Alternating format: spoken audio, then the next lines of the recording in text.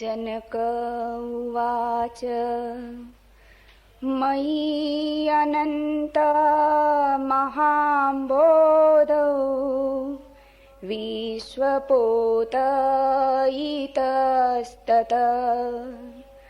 भ्रमति स्वान्तवातेन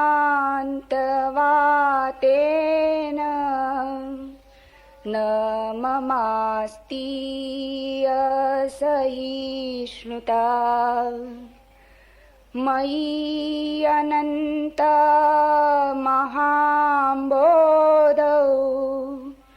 जगद्वीची स्वभावतः उदेतु वास्तमायातु न मे वृद्धि न चक्षति मयि अनन्तमहाम्बोधौ विश्वं नाम विकल्पना अतिशान्तो निराकार एतत् एव अहमास्थितः नात्मा भावेषु नो भाव तत्रानन्ते निरञ्जने इति अशक्त अस्पृह शान्त एतत् एव अहमास्थितः अहो चिन्मात्रमेवाहम् इन्द्रजालोपमं जगत् अतो मम कथं कुत्र हेयोपादेय कल्पना।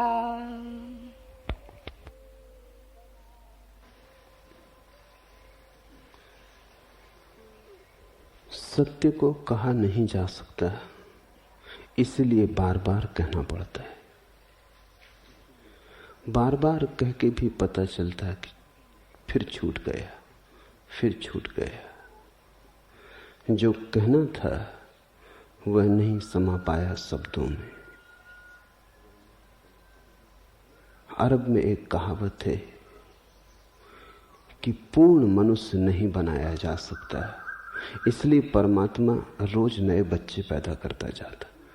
अभी भी कोशिश कर रहा है पूर्ण मनुष्य को बनाने की। हारा नहीं, थका नहीं,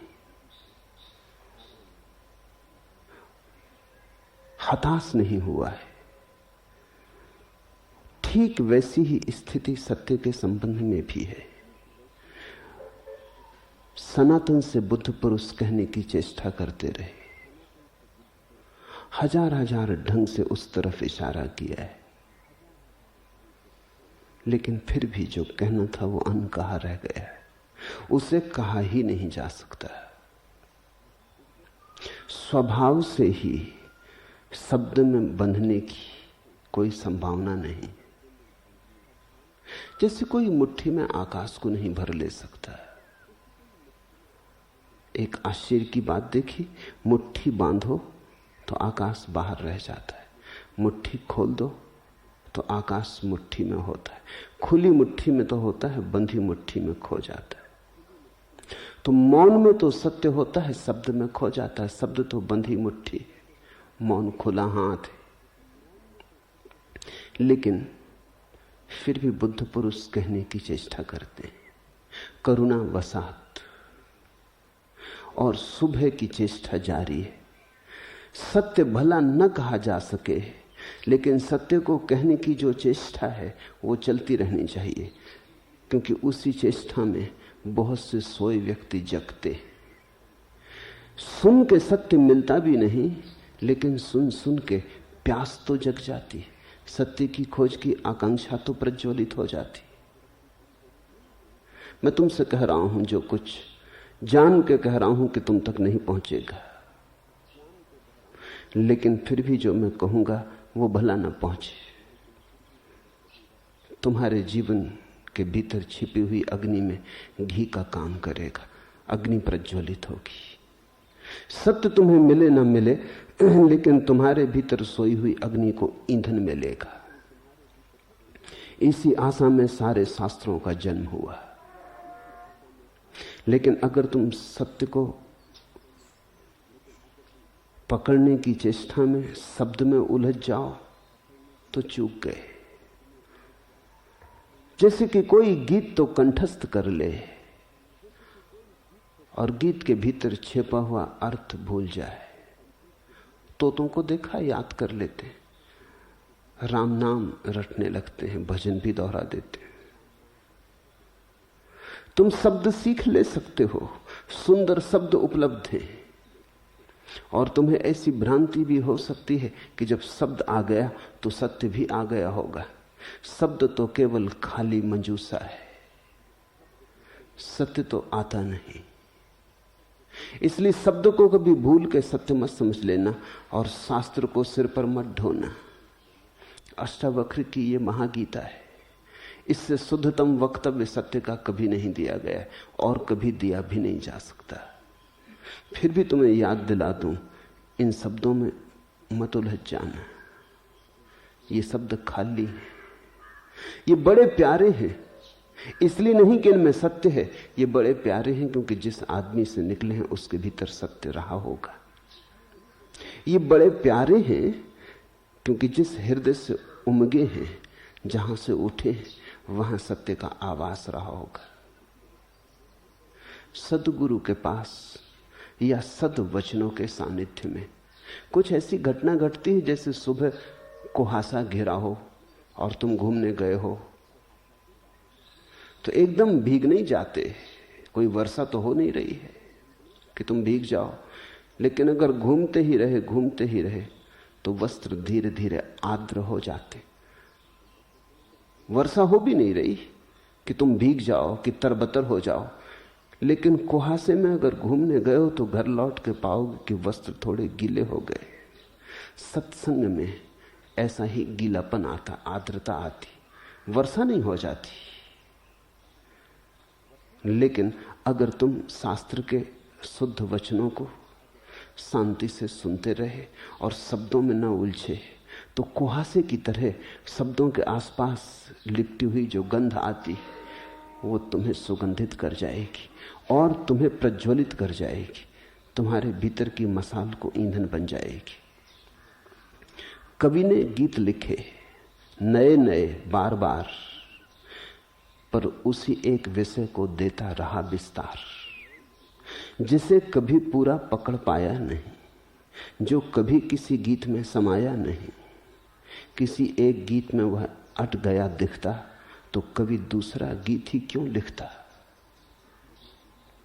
तुम्हें बहुत बार लगेगा अष्टावक्र वही कहे जाते हैं, जनक वही दोहराए चले जाते हैं। कवि ने गीत लिखे नए नए बार बार, पर उसी एक विषय को देता रहा विस्तार, जिसे कभी पूरा पकड़ पाया नहीं, जो कभी किसी गीत में समाया नहीं। एक गीत हार जाता, कभी दूसरा गीत रचता, लेकिन जो उसने पहले गीत में गाना चाहा था वही वो दूसरे गीत में गाना चाहता। विंसेंट वैन गॉग को किसी ने पूछा कि तुमने अपने जीवन में कितने चित्र बनाए हैं? उसने कहा कि बनाए तो बहुत, लेकिन बनाना एक ही चाहता था। ठीक कहा।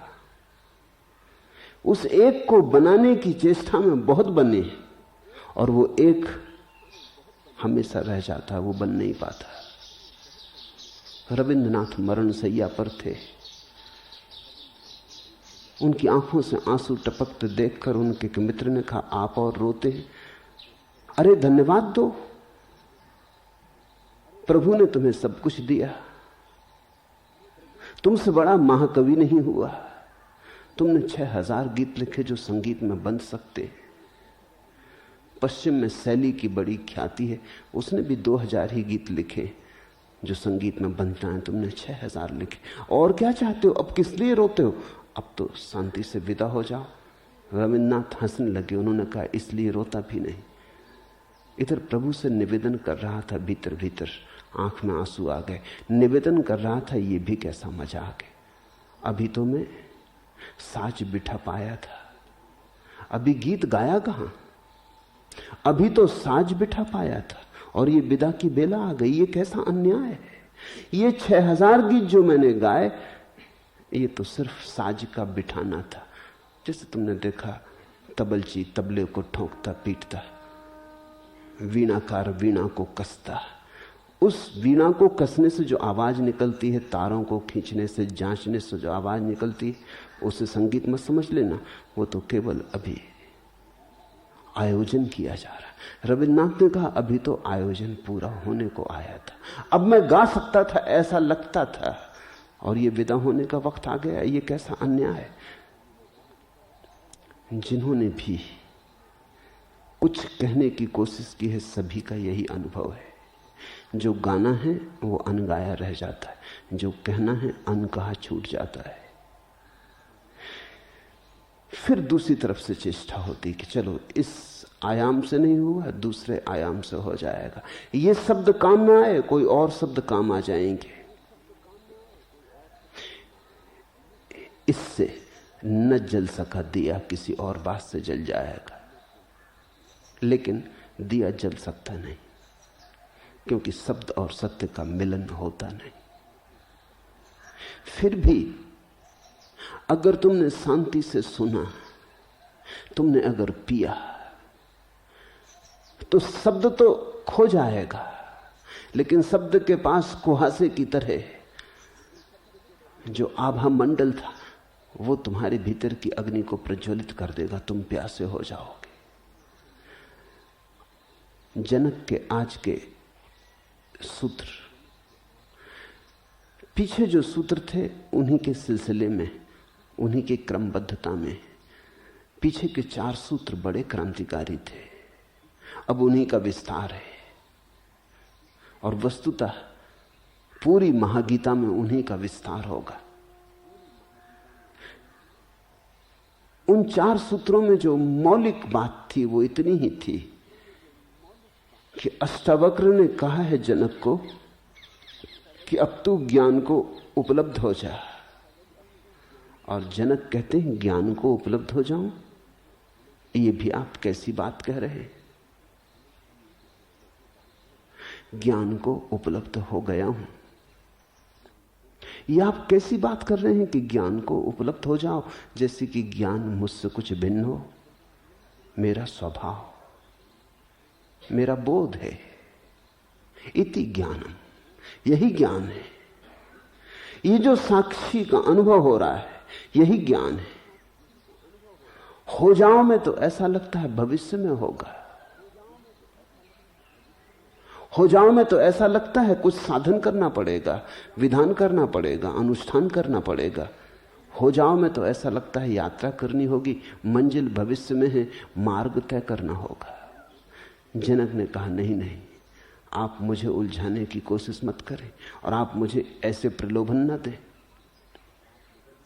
हो गया है, घट गया है। और जब कह रहे हैं कि घट गया है, तो इसका यह अर्थ नहीं है कि पहले नहीं घटा था अब घटा है।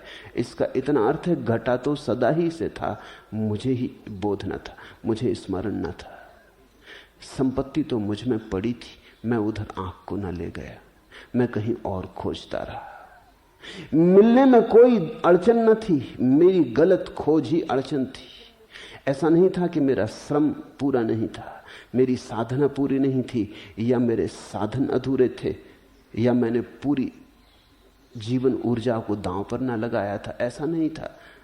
सिर्फ जहां मुझे देखना था वहां मैंने नहीं देखा था, मैंने अपने भीतर नहीं देखा था। खोजने वाले ने खोजने वाले में नहीं देखा था, कहीं और खोज रहा था। देखा भीतर, हो गया। हो गया कहना पड़ता भाषा में, कहना तो ऐसा चाहिए वही हो गया जो सदा से था। बुद्ध को ज्ञान हुआ तो बुद्ध से किसी ने पूछा क्या मिला, बुद्ध ने कहा मिला कुछ भी नहीं, जो मिला ही हुआ था उसका पता चला, जो मिला ही हुआ था, जिसे खोने का कोई उपाय ही नहीं।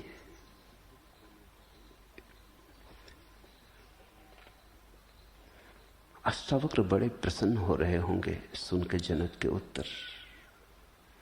शायद ही कभी किसी शिष्य ने गुरु की आकांक्षा को इस परिपूर्णता से पूरा किया है, क्योंकि शिष्य की उत्सुकता तो होने में होती, बनने में होती है, विकसित होने में, समृद्ध होने में, ज्ञानवान होने में, शक्ति संपन्न होने में, सिद्धि पाने में। अष्टावक्र बड़े प्रफुल्लित हुए होंगे, उनका मन बहुत मगन हुआ होगा,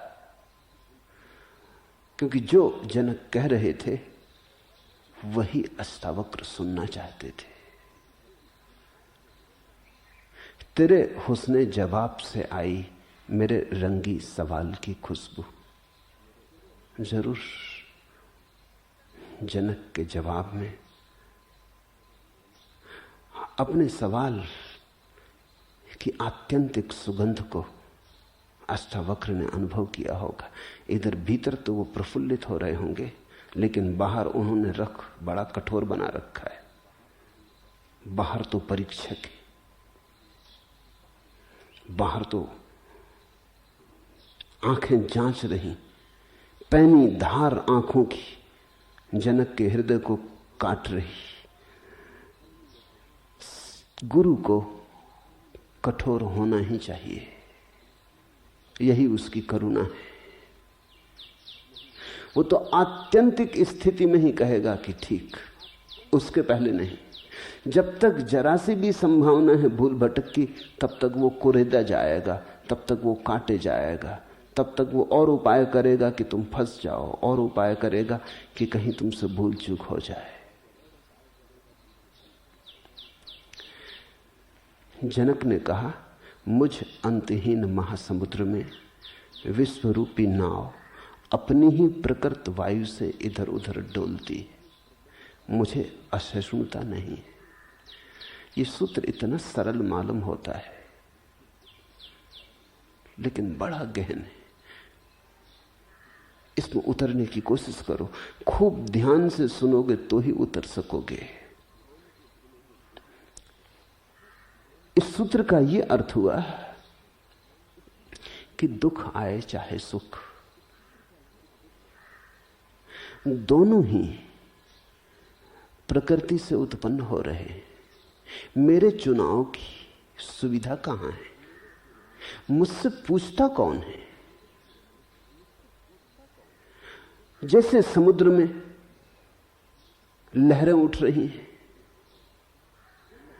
छोटी लहरें, बड़ी लहरें, अच्छी लहरें, बुरी लहरें, सुंदर कुरूप लहरें, ये समुद्र का स्वभाव है कि ये लहरें उठती हैं। ऐसे ही मुझ में लहरें उठती हैं, सुख की, दुख की, प्रेम की, घृणा की, क्रोध की, करुणा की। ये स्वभाव से ही उठती और इधर उधर डोलती। इसमें मैंने चुनाव नहीं किया है, चुनाव छोड़ दिया है। और जब से चुनाव छोड़ा तभी से असहिष्णुता भी चली गई। करने को ही कुछ नहीं है तो असहिष्णुता कैसे हो? मेरे पास लोग आते हैं, वो कहते हैं कि किसी तरह अशांति के बाहर निकालने। मैं उनसे कहता हूं तुम अशांति को स्वीकार कर लो। एकदम उन्हें समझ में नहीं आता, क्योंकि वो आए हैं अशांति को छोड़ने। मैं उनसे कहता हूं अशांति को स्वीकार कर लो। उनके आने का कारण बिल्कुल भिन्न है। वो चाहते हैं कि कोई अशांति से छुड़ा दे।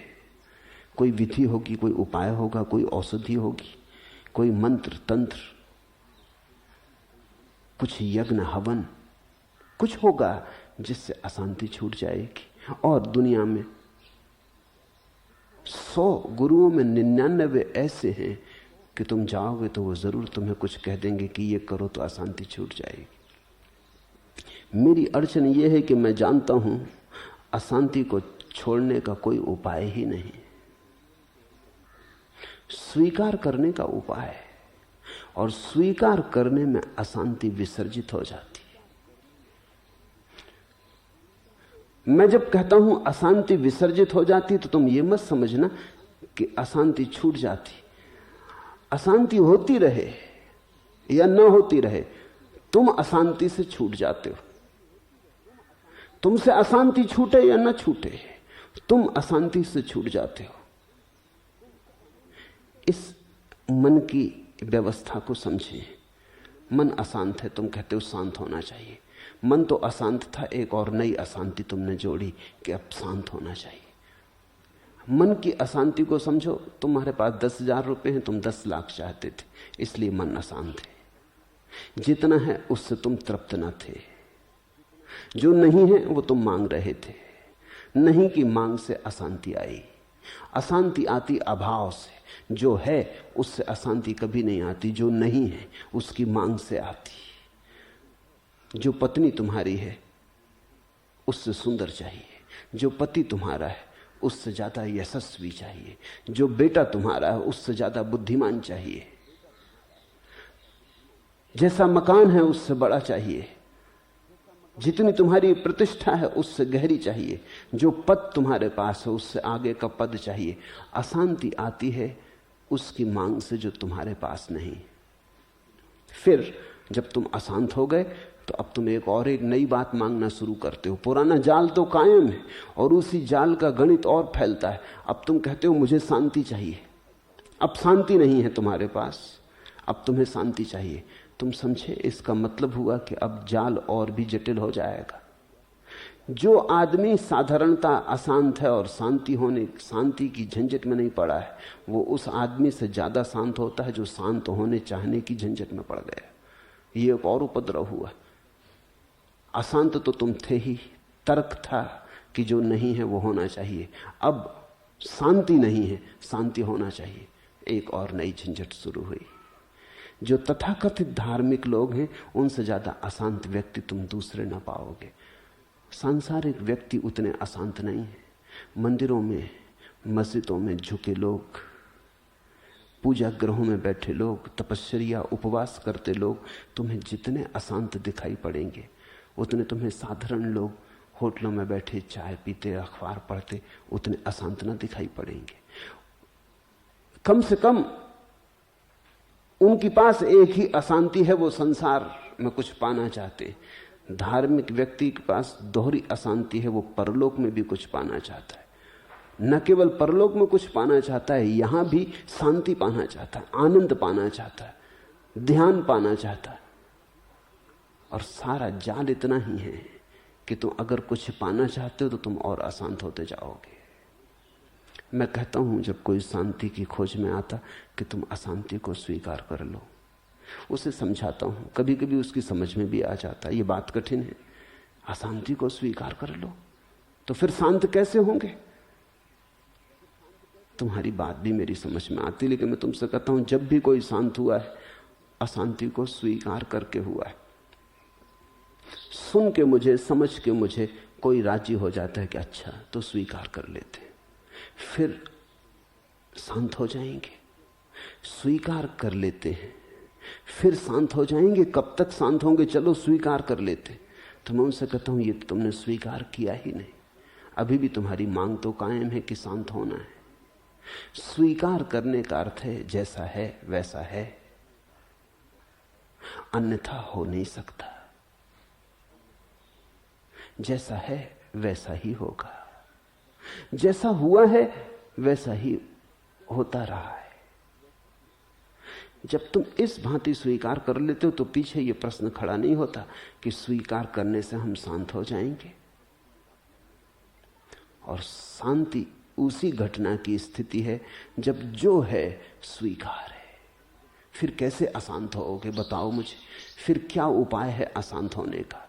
जो है जैसा है स्वीकार है। फिर तुम्हें कौन अशांत कर सकेगा? कैसे अशांत कर सकेगा? फिर तो अगर अशांति भी होगी तो स्वीकार है, फिर तो दुख भी आएगा तो स्वीकार है, फिर तो मौत भी आएगी तो स्वीकार है।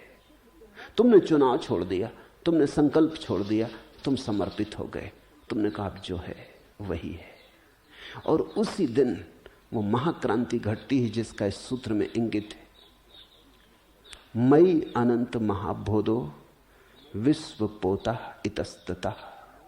मुझ अंतहीन महासमुद्र में विश्वरूपी नाव अपनी ही प्रकृत वायु से इधर उधर डोलती। भ्रमति स्वांत वातेन न मम अस्ति अश्नुता। अब मैं जान गया कि ये स्वभाव ही है। कोई मेरे विपरीत मेरे पीछे नहीं पड़ा है, कोई मेरा शत्रु नहीं है जो मुझे अशांत कर रहा है। ये मेरे ही स्वभाव की तरंगे हैं, ये मैं ही हूं, ये मेरे होने का ढंग है कि कभी इसमें लहरें उठती, कभी लहरें नहीं उठती, कभी सब शांत हो जाता है, कभी सब अशांत हो जाता है। ये मैं ही हूं और ये मेरा स्वभाव है। एक मित्र ने पूछा कि आप कहते हैं आत्मा जब मुक्त हो जाएगी तो परिपूर्ण आनंद में होगी, स्वतंत्र होगी, लेकिन क्या फिर आत्मा में वासना नहीं उठ सकती?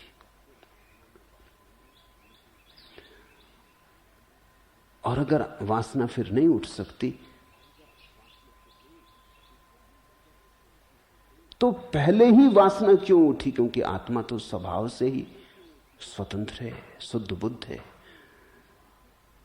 पहले से ही वासना क्यों उठी? उन मित्र को उनका प्रश्न बिल्कुल स्वाभाविक है, तर्कयुक्त है। उनको यह ख्याल में नहीं आ रहा कि वासना का उठना भी आत्मा की स्वतंत्रता का हिस्सा है। ये किसी ने उठा नहीं दी तुम में, ये तुम्हारा स्वभाव है। वासना भी उठती है तुम्हारे स्वभाव में और मोक्ष भी उठता तुम्हारे स्वभाव में। जब वासना उठती है तो तुम संसारी हो जाते हो, जब वासना उठती है तो तुम देह में प्रवेश कर जाते हो, जब वासना से थक जाते हो तो मुक्त हो जाते हो। मगर दोनों तुम्हारा ही स्वभाव है।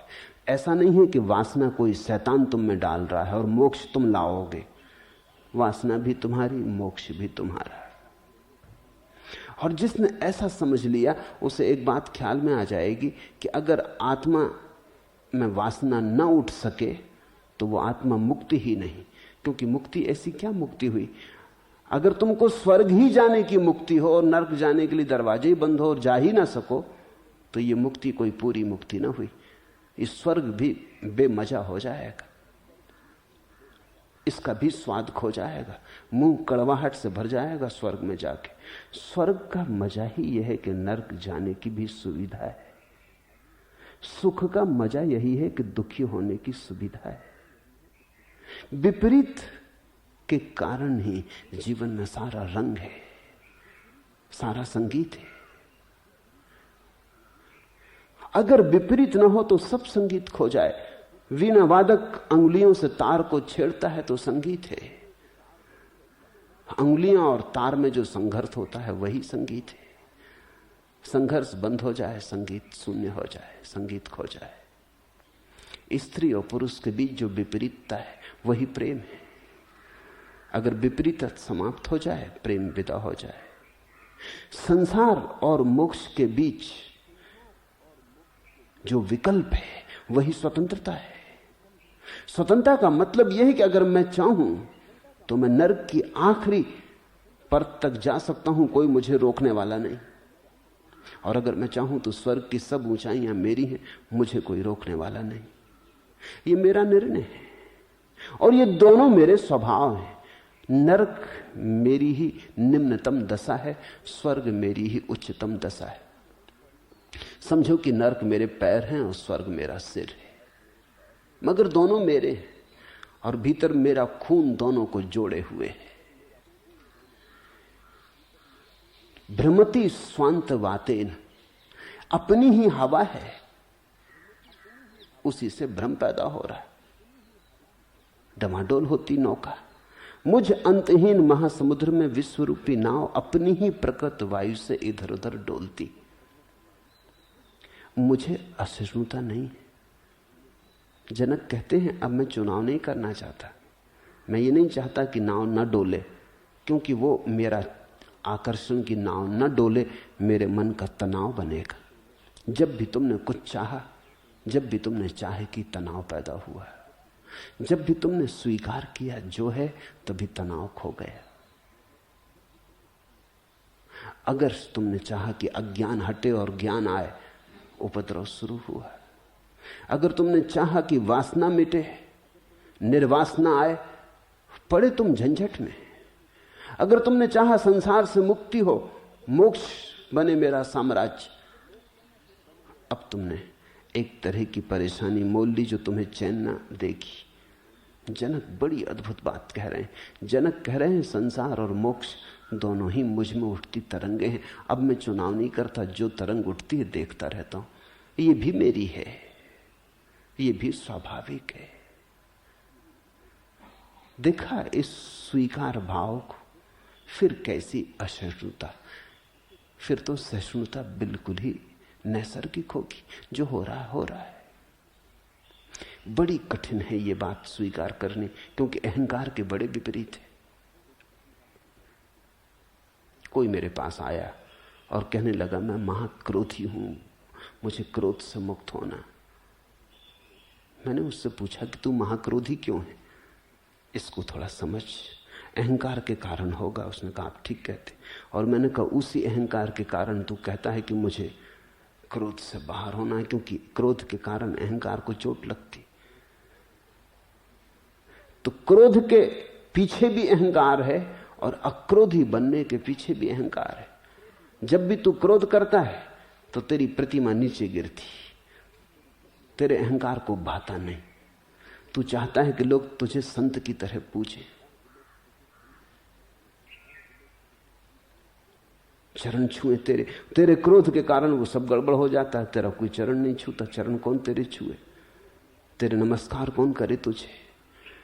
तो अब तू चाहता है क्रोध से कैसे छूटे, लेकिन मूल जड़ तो वही की वही है।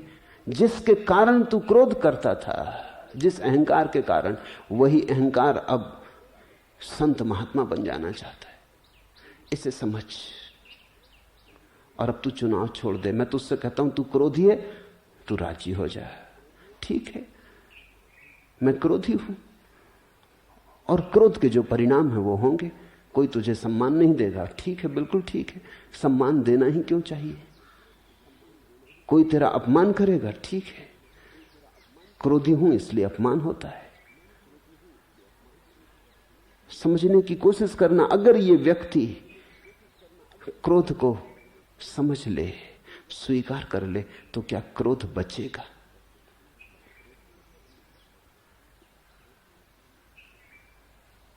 उस व्यक्ति ने 2 दिन पहले मुझे पत्र लिखा था कि मुझे अब बचाएं, मुझे बाहर निकालें, क्योंकि मैं वैश्या के घर जाने लगा हूं और लोग मुझे संत मानते हैं, साधु मानते हैं। और अगर मैं पकड़ा गया या किसी को पता चल गया तो फिर क्या होगा। देखते हैं वही अहंकार नए नए रूप लेगा। वही अहंकार वैश्या के घर ले जाएगा। वही अहंकार संत बनने की आकांक्षा पैदा करवा देगा। उस व्यक्ति को मैंने कहा तू एक काम कर, या तो तू स्वीकार कर ले कि तू वैश्यागामी है और घोषणा कर दे कि मैं वैश्यागामी हूं, बात खत्म हो गई। फिर न तुझे डर रहेगा न भय रहा। तुझे जाना है जा, नहीं जाना जा, तेरी मर्जी है। तेरे लिए शायद अभी यही उचित होगा, जो हो रहा है ठीक हो रहा है, जा। मैं तुझे नहीं कहता कि मत जा। अगर इस स्वीकार भाव से ये गिर जाए वृत्ति तो ठीक, तो तू जग जाएगा।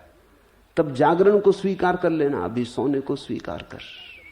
और स्वीकार के माध्यम से ही सोने और जागरण के बीच सेतु बनता है। क्या किया उस व्यक्ति ने, वो चीखा मेरे सामने ही, चिल्लाया कि मुझे बुद्ध बनने से कोई भी नहीं रोक सकता। वो इतने जोर से चीखा कि शीला मेरे पास बैठी थी, वो एकदम खप गई।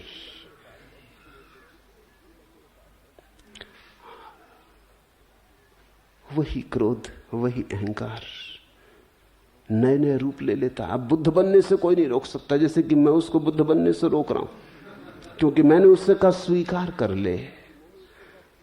जो हो रहा है स्वीकार कर ले, जैसा है स्वीकार कर ले। ये बात चोट कर गई, ये कैसे स्वीकार कर ले।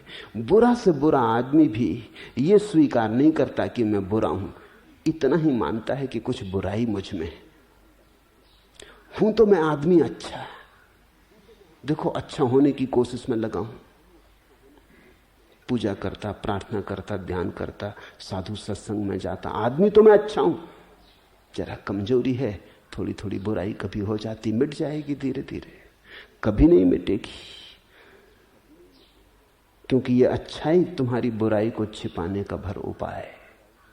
ये साधु सत्संग तुम्हारे भीतर जो क्रोध पड़ा है उसके लिए आड़ है।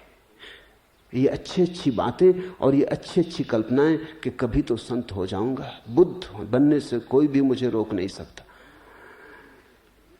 ये अहंकार अब बड़ी अच्छी आड़ ले रहा है, बड़े सुंदर पर्दे में छिप रहा है, बुद्ध होने का पर्दा। अगर मन को तुम ठीक से देखोगे तो जनक की बात का महत्व समझ में आएगा। स्वीकार है, ये भी स्वाभाविक है, वह भी स्वाभाविक है, जो इस घड़ी हो रहा है उससे अन्यथा मैं नहीं होना चाहता। इस बात की क्रांति को समझे, जो इस क्षण हो रहा है वही मैं हूं। क्रोध तो क्रोध, लोभ तो लोभ, काम तो काम, इस क्षण मैं जो हूं वही मैं हूं, और इससे अन्यथा की मैं कोई मांग नहीं करता और न अन्यथा का कोई आवरण खड़ा करता हूं। अक्सर अच्छे अच्छे आदर्शों के पीछे तुम अपने जीवन के घाव छिपा लेते हो, हिंसक अहिंसक बनने की कोशिश में लगे रहते, कभी बनते नहीं, बन सकते नहीं, क्योंकि अहिंसक बनने का एक ही उपाय है और वो है हिंसा को परिपूर्ण रूप से स्वीकार कर लेना। क्रोधी करुणा की चेष्टा करते रहते, कभी नहीं बन सकते। हो सकता है ऊपर ऊपर आवरण ओढ़ लें, पाखंड रच लें, लेकिन बन नहीं सकते। कामी ब्रह्मचर्य की चेष्टा में लगे रहते हैं। जितना कामी पुरुष होगा उतनी ब्रह्मचर्य में आकर्षित होता है, क्योंकि ब्रह्मचर्य के आदर्श में ही छिपा सकता है अपनी काम वासना की कुरूपता को, और तो कोई उपाय नहीं। आज तो गलत है, कल अच्छा हो जाऊंगा, इस आशा में ही तो आज को जी सकता है, नहीं तो आज ही जीना मुश्किल हो जाएगा। मैं तुमसे कहता हूं कल है ही नहीं, तुम जो आज हो वही तुम हो। इसको समग्र भावेन, इसको परिपूर्णता से अंगीकार कर लेते ही तुम्हारे जीवन से द्वंद्व विसर्जित हो जाता है। तुम जो हो अन्यथा हो नहीं सकते। द्वंद्व कहां, चुनाव कहां? जैसे तुम हो वैसे हो, यही तुम्हारा होना है। प्रभु ने तुम्हें ऐसा ही चाहा। इस घड़ी प्रभु को तुम्हारे भीतर ऐसी ही घटना घटाने की आकांक्षा है। इस घड़ी समस्त जीवन तुम्हें ऐसा ही देखना चाहता है, ऐसे ही आदमी की जरूरत है। तुम्हारे भीतर यही विधि है, यही भाग्य है। मुझ अंतहीन महासमुद्र में विश्वरूपी नाव अपनी प्रकृत वायु से इधर उधर डोलती, कभी क्रोध बन जाती, कभी करुणा बन जाती, कभी काम, कभी ब्रह्मचर्य, कभी लोभ, कभी दान, इधर उधर इतस्ततः। मुझे लेकिन असहिष्णुता नहीं है, मैं इससे अन्यथा चाहता नहीं, इसलिए मुझे कुछ करने को नहीं बचा है। गया कृत्य, अब तो मैं बैठ के देखता हूं कि लहर कैसी उठती। भ्रमति स्वांत वातेन, भटक रही अपनी ही हवा से, न कहीं जाना, नहीं मुझे कुछ होना, कोई आदर्श नहीं है, कोई लक्ष्य नहीं है। अब तो मैं बैठ गया, अब तो मैं मौत से देखता हूं, सब असहिष्णुता खो गई।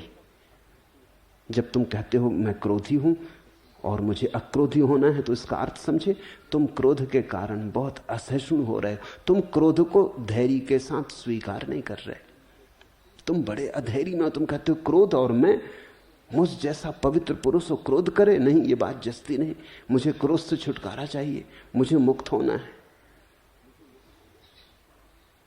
मैं उपाय करूंगा, यम नियम साधूंगा, आसन व्यायाम करूंगा, धारणा ध्यान करूंगा, मुझे लेकिन क्रोध से मुक्त होना है। तुमने अधैर्य बता दिया, तुमने कह दिया कि जो है तुम उसके साथ राजी नहीं, तुम कुछ और चाहते हो। बस वहीं से तुम अशांत होने शुरू हुए। असहिष्णुता अशांति का बीज है। जनक कह रहे हैं ये लहरें हैं, कभी कभी क्रोध आता, कभी कभी काम आता, कभी कभी लोभ आता, इतस्ततः यहां वहां स्वांत वातेन, भटकता सब कुछ। पर मैं तो देखता हूं, अब मुझे कुछ लेना देना नहीं। अब मेरा कोई भी आग्रह नहीं है कि ऐसा हो जाऊं। मैं जैसा हूं बस प्रसन्न हूं। आदर्श मुक्ति में सहिष्णुता है। और मैं जिसे सन्यासी कहता हूं उसी व्यक्ति को सन्यासी कहता हूं जिसने आदर्शों का त्याग कर दिया। अब तुम जरा चौंकोगे। तुमने सदा यही सुना है कि जिसने संसार का त्याग कर दिया वो सन्यासी। मैं तुमसे कहता हूं जिसने आदर्शों का त्याग कर दिया वह सन्यासी। क्योंकि आदर्श के त्याग के बाद असहिष्णु होने का कोई उपाय नहीं रह जाता। तुम जरा करके तो देखो, 1 महीना सही, 1 महीना तुम जो है उसे स्वीकार कर लो। किसी ने कुछ कहा, तुम क्रोधित हो गए, स्वीकार कर लो। स्वीकार करने का मतलब ये नहीं कि तुम सिद्ध करो कि मेरा क्रोध ठीक है। तुम इतना ही स्वीकार कर लो कि मैं आदमी क्रोधी हूं, और दूसरे से कहना कि भाई क्रोधी से दोस्ती बनाई तो कांटे तो चुभेंगे। मैं आदमी क्रोधी हूं। गलती तुम्हारी है कि मुझसे दोस्ती बनाई, कि मुझसे पहचान की। अब अगर मेरे साथ रहोगे तो क्रोध कभी कभी होने वाला है। मैं तुम्हें यह भी वचन नहीं देता कि कल मैं अक्रोधी हो जाऊंगा। कल का किसको पता है। जहां तक मैं जानता हूं अतीत में कभी भी अक्रोधी नहीं रहा, इसलिए बहुत संभावना तो यही है कि कल भी क्रोधी रहूंगा। तुम सोच लो। मैं पश्चाताप भी नहीं कर सकता, क्योंकि पश्चाताप बहुत बार कर चुका, उससे कुछ हल नहीं होता, वो धोखा सिद्ध होता है। क्रोध कर लेता हूं, पछता लेता हूं, फिर क्रोध करता हूं। अब पश्चाताप का क्या सहारा है। तुमसे इतना ही कहता हूं कि अब पश्चाताप की लीपापोती भी ना करूंगा। पश्चाताप का मतलब होता है लीपापोती। तुम किसी से क्रोधित हो गए, फिर घर लौट के आए, तुमने सोचा ये भी क्या हुआ, बीच बाजार में बद्द करवा ली, लोग क्या सोचेंगे। अब तक सज्जन समझे जाते थे, लोग कहते थे कि बड़े गुरु गंभीर, आज सब उथलापन सिद्ध हो गया। लोग सोचते थे स्वर्ण पात्र एल्युमिनियम के सिद्ध हुए, जरई में एकदम गर्म आ गए। अब कुछ करो, प्रतिमा खंडित हो गई, औंधे मुंह पड़ी है, उठाओ सिंहासन पर फिर बिठाओ। फिर तुम गए, सोच विचार के कहा क्षमा करना भाई, मैं करना नहीं चाहता था, हो गया। सोचते हो क्या लोग कहते? लोग कहते हैं मैं करना नहीं चाहता था, हो गया, मेरे बावजूद हो गया। न मालूम कैसे हो गया, कौन शैतान मेरे सिर चढ़ गया। सुनते हो लोगों की बातें। अब खुद शैतान है ये स्वीकार न करने का उपाय कर रहे हैं। कौन शैतान मेरे सिर चढ़ गया, कैसी दुर्बुद्धि। लेकिन होश आया, पछताने आया हूं, क्षमा करना। तुम कर क्या रहे हो? तुम ये कर रहे हो कि वो जो प्रतिमा तुम्हारी बीच बाजार में खंडित हो गई, वो जो गिर पड़ी जमीन पर, उसे तुम उठा रहे हो। तुम कह रहे हो कि मैं बुरा आदमी नहीं हूं। भूल चूक हो गई। भूल चूक किससे नहीं हो जाती। आदमी भूल चूक करता ही है। तुम्हें अपने आदमी होने की याद ही तब आती जब तुम भूल चूक करते हो। तब तुम कहते हो टू इर इज ह्यूमन। भूल चूक करना तो आदमी, और तुम्हें आदमी होने की याद नहीं आती। क्षमा मांग के या उसके चरण छू के वो भी सोचता है कि नहीं आदमी तो अच्छा है।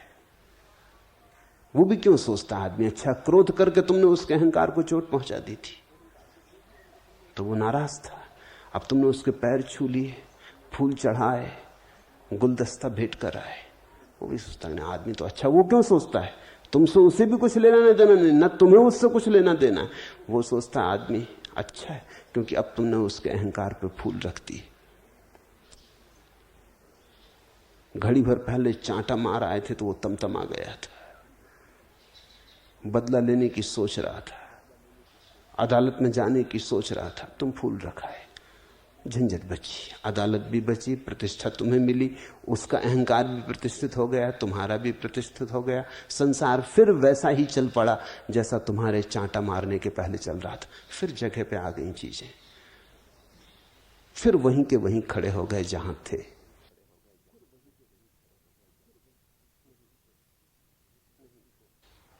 नहीं, जिस व्यक्ति को वस्तुतः समझना हो वो जाएगा पश्चाताप करने नहीं, स्वीकार करने। वो जाएगा कहने कि भाई देख लिया आदमी मैं कैसा हूं, तुम्हारी धारणा मेरे प्रति गलत थी, तुम जो सोचते थे कि मैं आदमी अच्छा हूं वो गलत धारणा थी, मेरा असली आदमी प्रकट हो गया, और अच्छा हुआ कि प्रकट हो गया। अब तुम सोच लो आगे मुझसे संबंध रखना कि नहीं रखना। मैं कोई भरोसा नहीं देता कि कल ऐसा फिर ना होगा, मैं भरोसे योग्य नहीं हूं। मैं भरोसा दूं भी तो भरोसे रखना मत, क्योंकि मैंने पहले लोगों को भरोसे दिए और धोखा दिया। मैं आदमी बुरा हूं, शैतानियत मेरा स्वभाव है। सोचते हो तुम इसका क्या परिणाम होगा, दूसरे पे क्या होगा वो दूसरा जाने, लेकिन तुम्हारे भीतर एक सरलता आ जाएगी, तुम एकदम सरल हो जाओगे, तुम एकदम विनम्र हो जाओगे। ये पश्चाताप नहीं है, ये स्वीकार भाव है। तुमने सब चीजें साफ कर दी अपने बाबत कि तुम आदमी कैसे हो, और तुमने अपने बाबत कोई भ्रम नहीं संजोया है। और तब एक क्रांति घटित होती, वो क्रांति घटती है स्वीकार के इस महासत्य से, इस महासूत्र से। तुम अचानक पाते हो कि धीरे धीरे क्रोध मुश्किल हो गया। अब क्रोध करने का कारण क्या रहा? क्रोध तो इसलिए हो जाता था कि कोई तुम्हारे अहंकार को गिराने की कोशिश कर रहा था तो क्रोध हो जाता था। अब तो तुमने खुद ही वो प्रतिमा गिरा दी, तुम तो उसे खुद ही कचरे घर में फेंका है। अब तो कोई तुम्हें क्रोधित कर नहीं सकता। ध्यान रखना, हमारा मन सदा होता है जिम्मेवारी दूसरे पर छोड़ दें। हम सब यही करते हैं, हजार हजार उपाय से हम यही काम करते हैं कि हम दूसरे पर जिम्मेवारी छोड़ देते हैं। एक आदमी को मैं जानता हूं, महाक्रोधी, उससे मैंने पूछा इतना क्रोध कैसे? वो कहे क्या करूं, मेरा बाप बड़ा क्रोधी था, उसकी वजह से बचपन से कुसंस्कार पड़ गए। मगर ये आदमी जो कह रहा है, हंसना मत, फ्राइड भी यही कह रहा है, बड़े से बड़े मनोवैज्ञानिक भी यही कह रहे हैं। सारा उपाय ये चलता है किसी पे हटा दो जिम्मेवारी। पुराने धर्म भी यही कहते थे। अगर तुम पूरे मनुष्य जाति का इतिहास देखो तो अष्टावक्र या जनक जैसी बात को कहने वाले इन्हें गिने, उंगलियों पर गिने जा सके इतने लोग मिलेंगे, बाकी सब लोग तो कुछ और कह रहे हैं।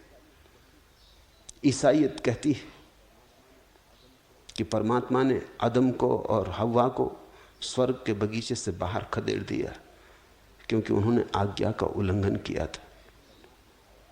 जब परमात्मा आया और उसने आदम से पूछा कि तूने क्यों खाया इस वृक्ष का फल, तुझे मना किया गया था, उसने कहा मैं क्या करूं, ये हव्वा इसने मुझे फुसलाया। देखते हैं, शुरू हो गई कहानी। उसने अपनी जिम्मेवारी हव्वा पे फेंक दी कि ये इस पत्नी को देखिए, अब मैं पति ही हूं, पति की तो आप जानते ही हैं हालतें। अब पत्नी कहे और पति न माने तो झंझट। अब अगर पति और परमात्मा में, पत्नी और परमात्मा में चुनना हो तो इसको ही चुनना पड़ा। माना आपकी आज्ञा मुझे मालूम, मगर इसकी आज्ञा भी तो देखिए। ये फल ले आई और कहने लगी चखो, तो मुझे खाना पड़ा। तो परमात्मा ने हव्वा से पूछा कि तुझे भी पता था, फिर तू क्यों फल लाई? उसने कहा मैं क्या करूं। वो शैतान सांप बन के मुझसे कहने लगा, सांप कहने लगा मुझसे कि खाओ इसका फल। उसने मुझे काफी उत्तेजित किया, क्योंकि उसने कहा इस फल को खाने से तुम मनुष्य नहीं परमात्मा रूप हो जाओगे। परमात्मा स्वयं इसका फल खाता है और तुम्हें कहता है मत खाओ। जरा धोखा तो देखो, ये ज्ञान का फल, इसी को खा के परमात्मा ज्ञानी है और तुमको अज्ञानी रखना चाहता है। तो साधारण स्त्री हूं, फुसला लिया उसने। स्त्री का सदा से यही कहना रहा है कि दूसरों ने फुसला लिया। हर पति जानता है कि पत्नी कहती कि हम तुम्हारे पीछे ना पड़े थे, तुम ही हमारे पीछे पड़े थे, तुम्ही ने फुसला लिया और ये झंझट खड़ी कर दी। मैं क्या करूं? सांप ने फुसला लिया। अगर सांप भी बोल सकता होता तो किसी और पे टाल देता। हो सकता था वृक्ष पे टाल देता कि ये वृक्ष ही विज्ञापन करता है कि जो मेरे फल को खाएगा वो ज्ञान को उपलब्ध हो जाएगा। लेकिन सांप बोल नहीं सकता था, उसने शायद सुना भी नहीं होगा कि मामला क्या चल रहा। आदमी आदमी के बीच की बात थी, वो चुपचाप रहा, इसलिए कहानी वहां पूरी हो गई, नहीं तो कहानी पूरी हो नहीं सकती थी। मार्क्स कहता है समाज जिम्मेवार है। अगर तुम बुरे हो तो इसलिए बुरे हो क्योंकि समाज बुरा है। ये कुछ फर्क ना हुआ, ये वही पुरानी चाल है, नाम बदल गया। हिंदू कहते हैं विधि भाग्य, विधाता ने ऐसा लिख दिया, तुम क्या करोगे? छोड़ो किसी पर, विधाता लिख गया। जब पैदा हुए थे तो माथे पे लिख गया कि ऐसा ऐसा होगा, तुम क्रोधी बनोगे, कामी बनोगे कि साधु के संत, कि क्या तुम्हारी जिंदगी में होगा, सब लिखा हुआ है, सब तो पहले से तय किया हुआ है। हमारे हाथ में क्या है? तो वही करवा रहा है, तो हो रहा है। फ्रायड कहता है कि बचपन में माँ बाप ने जो संस्कार डाले, तुम्हारे मन पर जो संस्कारित हो गया उसका ही परिणाम है।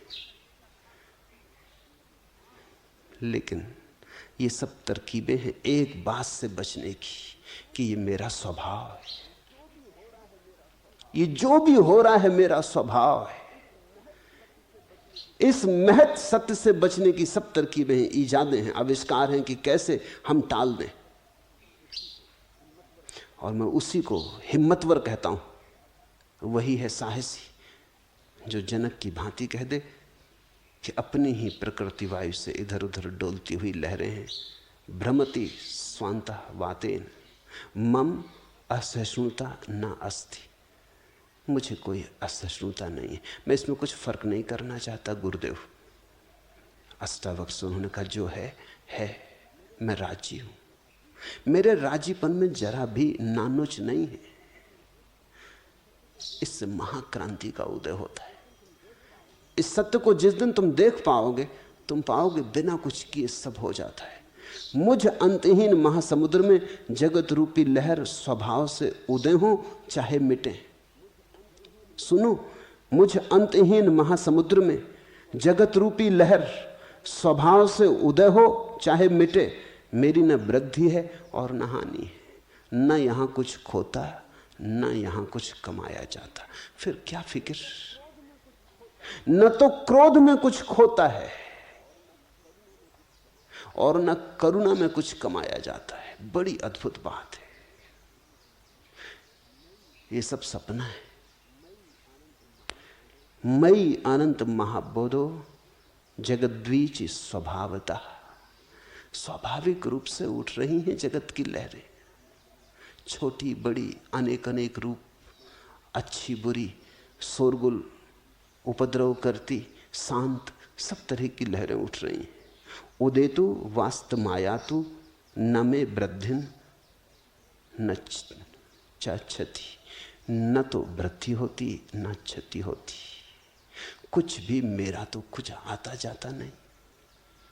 रात तुमने सपना देखा, चोर हो गए कि साधु हो गए, सुबह उठ के तो दोनों सपने बराबर हो जाते। सुबह तुम ये तो नहीं कहते कि रात हम साधु हो गए थे सपने में, तो तुम कुछ गौरव तो अनुभव नहीं करते। और न सुबह तुम कोई अगौरव और गिलानी अनुभव करते हो कि चोर हो गए थे कि हत्यारे हो गए थे। सपना तो सपना है, सपना तो टूटा की गया। तो जनक कहते हैं कि ये चाहे बने और चाहे मिटे। आप मुझसे कहते हैं जगत से मुक्त हो जाऊं, आप बात क्या कर रहे हैं? ये जो हो रहा है होता रहेगा, होता रहा है, होता रहे, मुझे लेना देना क्या है? न तो ऐसा करने से मुझे कुछ लाभ होता, ना वैसा करने से मुझे कुछ हानि होती। यहां चुनाव करने को ही कुछ नहीं है, यहां लाभ हानि बराबर है। हानि ना लाभ कछु, यहां कुछ है ही नहीं हानि लाभ। तुम नाहक ही खाते वही फैलाए और लिख रहे हो बड़ी हानि लाभ के, इसमें लाभ है इसमें हानि, ये करें तो लाभ ये करें तो हानि। जनक कहते हैं जो हो रहा है हो रहा है, मैं तो सिर्फ देख रहा हूं। जगत द्विची स्वभावता उदेतु व अस्तम, मेरे किए परिवर्तन होने वाला भी नहीं है, क्योंकि स्वभाव में कैसे परिवर्तन होगा। पतझड़ आती है, पत्ते गिर जाते, वसंत आता है, फिर नई कौपलें उगाती, जवानी होती है, वासना उठती, बुढ़ापा आता है, वासना क्षीण हो जाती। मेरे किए हो भी नहीं रहा है, मैं करता नहीं हूं, तो छोड़ना कैसा, भागना कैसा, त्याग करना कैसा? अष्टावक्र ने एक जाल फैलाया है परीक्षा के लिए और उससे कहा है कि तू त्याग कर, ये सब छोड़ दे। जब तुझे ज्ञान हो गया, तू कहता है कि तुझे ज्ञान हो गया, तो अब तू सब त्याग कर दे। अब ये शरीर मेरा, ये धन मेरा, ये राज्य मेरा, ये सब तू छोड़ दे। जनक कहता मेरे छोड़ने से पकड़ने से संबंधी कहां है? ये मेरा है ही नहीं जो मैं छोड़ दूं, मैंने इसे कभी पकड़ा भी नहीं है जो मैं इसे छोड़ दूं। ये अपने से हुआ है, अपने से खो जाएगा। स्वभावता उदेतुवा अस्तम, में न वृद्धि चा न क्षति। मैं तो इतना ही देख पा रहा हूं कि न तो इसके होने से मुझे कुछ लाभ है, न इसके न होने से मुझे कुछ लाभ है। ये बड़ी अद्भुत बात है। यही परम संन्यास है। बैठे दुकान पर तो बैठे, हो रही दुकान तो चल रही तो चले, बंद हो जाए तो बंद हो जाए। जब दिवाला निकल गया तो प्रसन्नता से बाहर आ गए। जब तक चलती रही चलती रही। करोगे क्या? चलती थी तो साथ थे, नहीं चलती तो रुक गए। इस भांति जो ले ले, वैसा व्यक्ति कभी अशांत हो सकता? वैसा व्यक्ति कभी उद्विग्न हो सकता? वैसे व्यक्ति के जीवन में कभी तनाव हो सकता? उसकी विश्रांति आ गई। बचपन था तो बचपन के खेल थे, जवानी आई तो जवानी के खेल हैं, बुढ़ापा आया तो बुढ़ापे के खेल। बच्चे खेल खिलौनों से खेलते हैं, जवान व्यक्तियों से खेलने लगते, बूढ़े सिद्धांतों से खेलने लगते। बचपन में काम वासना का कोई पता नहीं है। तुम समझाना भी चाहो बच्चे को तो समझा नहीं सकते कि काम वासना क्या है। कोई अभी उठी नहीं तरंग, अभी स्वभाव वासना में नहीं हुआ, अभी स्वभाव ने वासना की तरंग नहीं उठाई। फिर जवान हो गया आदमी, उठी वासना की तरंग में, फिर तुम लाख समझाओ। मुल्ला नसरुद्दीन मरता था, अपने बेटे को उसने पास बुलाया और कहने लगा कि कहने को तो बहुत कुछ है लेकिन कहूंगा नहीं। बेटे ने पूछा क्यों? उसने कहा कि मेरे बाप ने भी मुझसे कहा था लेकिन मैंने सुना कहा। कहने को तो बहुत कुछ, कहूंगा नहीं। पर बेटा कहने लगा आप कह तो दें, मैं सुनूं या ना सुनूं। उसने कहा कि फिर देख, मेरे बाप ने भी मुझसे कहा था कि स्त्रियों के चक्कर में मत पड़ना, मगर मैं पड़ा, और एक के चक्कर में नहीं पड़ा। इस्लाम जितनी आज्ञा देता है, 9 स्त्रियां, पूरे 9 विवाह किए और भोगा खूब नरकसा। तुझसे भी मैं कहना चाहता हूं लेकिन कहना नहीं चाहता, क्योंकि मैं जानता हूं तू भी पड़ेगा। मेरे कहने से कुछ होगा नहीं। बाप मेरा मरा था तो कह गया था शराब मत पीना, पर मैंने पी, खूब पी और सड़ा, और तू भी सड़ेगा। क्योंकि जो मैं नहीं कर पाया मेरा बेटा कर पाएगा, ये भी मुझे भरोसा नहीं। इतनी ही याद रखना कि इतना मैंने तुझसे कहा था कि कहने से कोई सुनता नहीं, अनुभव से ही कोई सुनता है। तो एक बार भूल करे कर लेना, खूब अनुभव कर लेना उसका, लेकिन दोबारा वही भूल मत करना।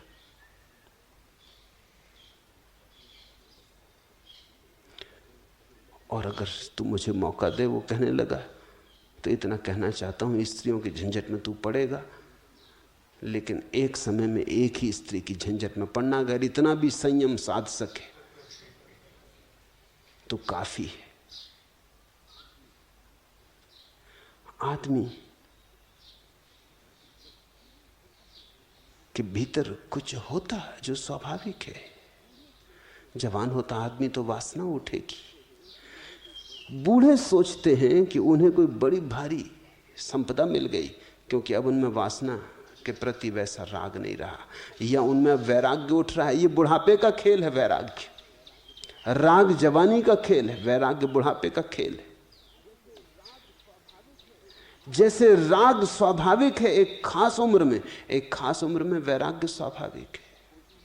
इसलिए हिंदुओं ने तो ठीक कोटि ही बांट दी थी कि 25 साल तक विद्या अर्जन ब्रह्मचर्य, फिर 50 साल तक भोग ग्रस्त जीवन, फिर 75 तक वानप्रस्थ जीवन। सोचना कि अब संन्यास लेना। वानप्रस्थ यानी सोचना कि जाना जंगल जाना करना नहीं, थोड़े गए गांव के बाहर तक फिर लौट आए, ऐसे बीच में उलझे रहना।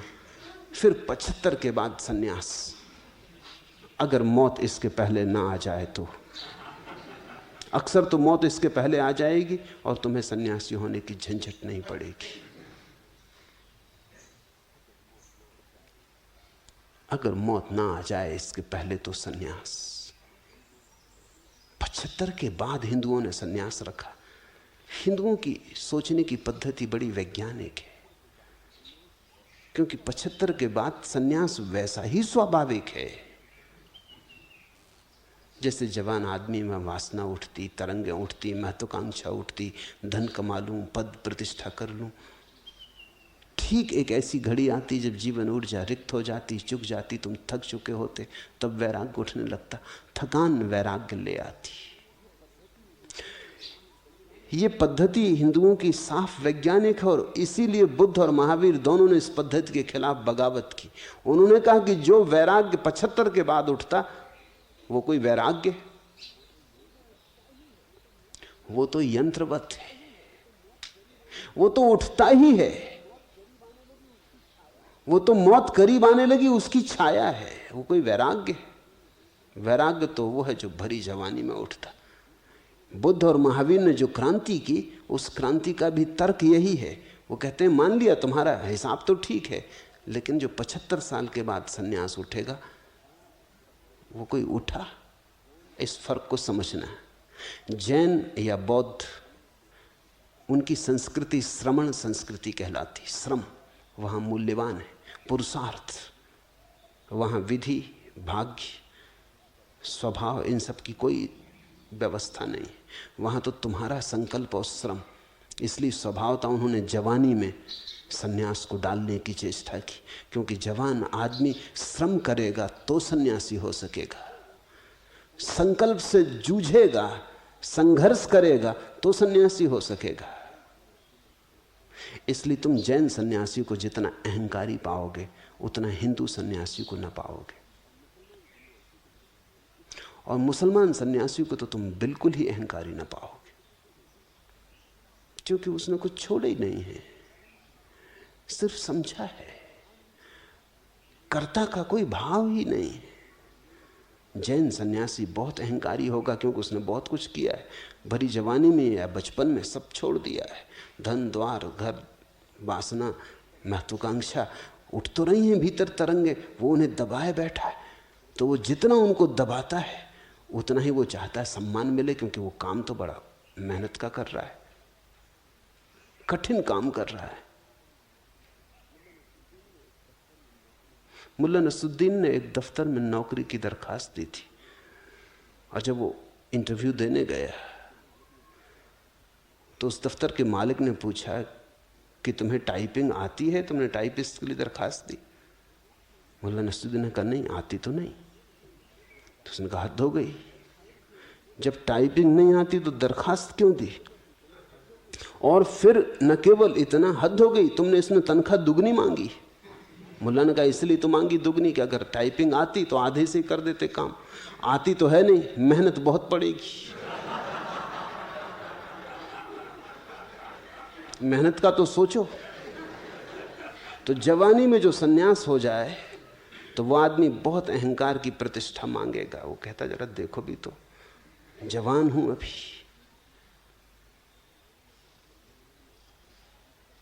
और सन्यास लिया हूं, जीवन की धार के विपरीत बहा हूं, गंगोत्री की तरफ तैर रहा हूं, जरा देखो तो। हिंदू का सन्यास तो है गंगा के साथ गंगा सागर की तरफ तैरना, और जैन का सन्यास है गंगोत्री की तरफ तैरना, धार के उल्टे। तो वो आग्रह मांगता है कि कुछ मुझे प्रतिष्ठा मिलनी चाहिए, नहीं तो किस लिए मेहनत करूं। तो बजाओ तालियां, शोभा यात्रा निकालो, चारों तरफ बैंड बाजे करो। जैन मुनि आए गांव में तो बड़ा शोरगुल मचाते। हिंदू सन्यासी आता है चला जाता है, ऐसा कुछ खास पता नहीं चलता। मुसलमान फकीर का तो बिल्कुल पता नहीं चलता, क्योंकि उसने तो कुछ छोड़ा नहीं है बाहर से। हो सकता है उसकी पत्नी हो, दुकान हो। सूफी तो कुछ भी नहीं छोड़ते। सूफियों को तो पहचानना तक मुश्किल है। जब एक गुरु किसी दूसरे सूफी के पास अपने शिष्य को सीखने भेजता है तो ही पता चलता है कि वो दूसरा गुरु है, नहीं तो पता ही नहीं चल सकता था। क्योंकि हो सकता है दरी बुनने का काम कर रहा हो, जिंदगी भर से दरी बना के बेच रहा हो, या जूता बना रहा हो और जिंदगी भर से जूते बना रहा हो। गुरजीएफ जब सूफी फकीरों की खोज में पूरब आया तो बड़ी मुश्किल में पड़ा, कैसे उनका पता लगे कौन आदमी है, क्योंकि वो कोई अलग थलग दिखाई नहीं पड़ते, जीवन में रमे। तो उसने लिखा है कि बड़ा मुश्किल से सूत्र मिलने शुरू हुए, बड़ा मुश्किल से। उसने किसी मुसलमान को पूछा कि मैं सूफी फकीरों का पता लगाना चाहता हूं। दमिश्क की गलियों में भटकता था कि कहीं खोज ले, मगर कैसे पता चले। तो उसने कहा तुम एक काम करो, तुम पता ना लगा सकोगे, तुम तो जाके मस्जिद में जितनी देर बैठ सको नमाज पढ़ सको पढ़ो। किसी सूफी की तुम पर नजर पड़ जाएगी तो वो तुम्हें पकड़ेगा, तुम तो नहीं पकड़ पाओगे। क्योंकि शिष्य कैसे गुरु को खोजेगा, गुरु ही शिष्य को खोज सकता है। ये बात जची गुरजीएफ को।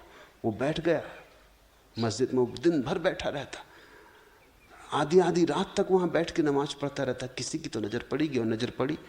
एक बुजुर्ग उसे गौर से देखने लगा। कुछ दिन के बाद एक दिन वो बुजुर्ग उसके पास आया और उसने कहा कि तुम मुसलमान तो नहीं मालूम होते, फिर इतनी नमाज क्यों कर रहे हो? उसने कहा कि मैं किसी सदगुरु की तलाश में हूं, मुझे कहा गया कि मैं तो न खोज पाऊंगा, अगर मैं यहां नमाज पढ़ता रहूं तो शायद किसी की नजर मुझ पर पड़ जाए, कोई बुजुर्गवार। आपकी अगर नजर मुझ पर पड़ गई और अगर आप पाते हो कि मैं इस योग्य हूं कि किसी सूफी के पास मुझे भेज दें तो मुझे बता दें। उसने कहा कि तुम आज रात 12 बजे फलां फलां जगह आ जाओ। वो जब वहां पहुंचा तो चकित हुआ। जिससे उसे मिलाया गया वो उस होटल चलाता था आदमी, चाय इत्यादि बेचता था, चाय घर चलाता था। और उस चाय घर में तो गुरजीएफ कई दफे चाय पी आया था। न केवल यही, उस चाय वाले से पूछ चुका था कई बार कि अगर कोई सूफी का पता हो तो मुझे पता दे दो। तो वो चाय वाला हंसता था कि भाई धर्म में मुझे कोई रुचि नहीं, तो मुझे तो कुछ पता नहीं।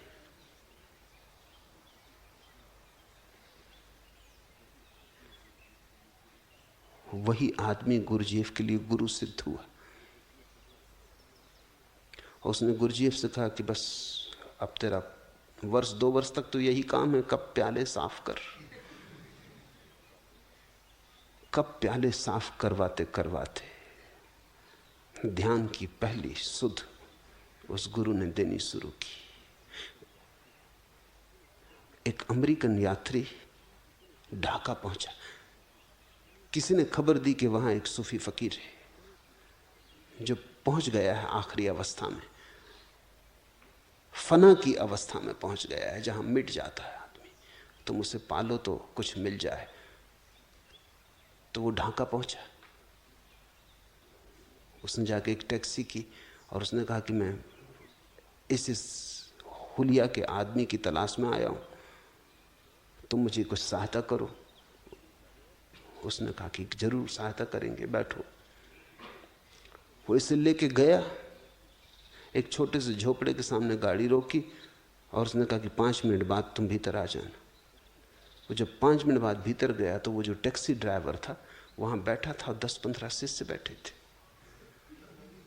उसने कहा कि आप ही गुरु हैं क्या? उसने कहा कि मैं ही हूं और इसलिए टैक्सी ड्राइविंग का काम करता हूं कि कभी कभी खोजी आ जाते हैं तो उनको सीधा वहीं से पकड़ लेता हूं। कहां खोजोगे तुम खोजोगे कैसे?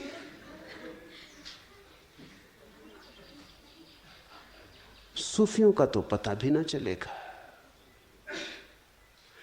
क्योंकि जीवन को बड़ी सहजता से ये जो वक्तव्य हैं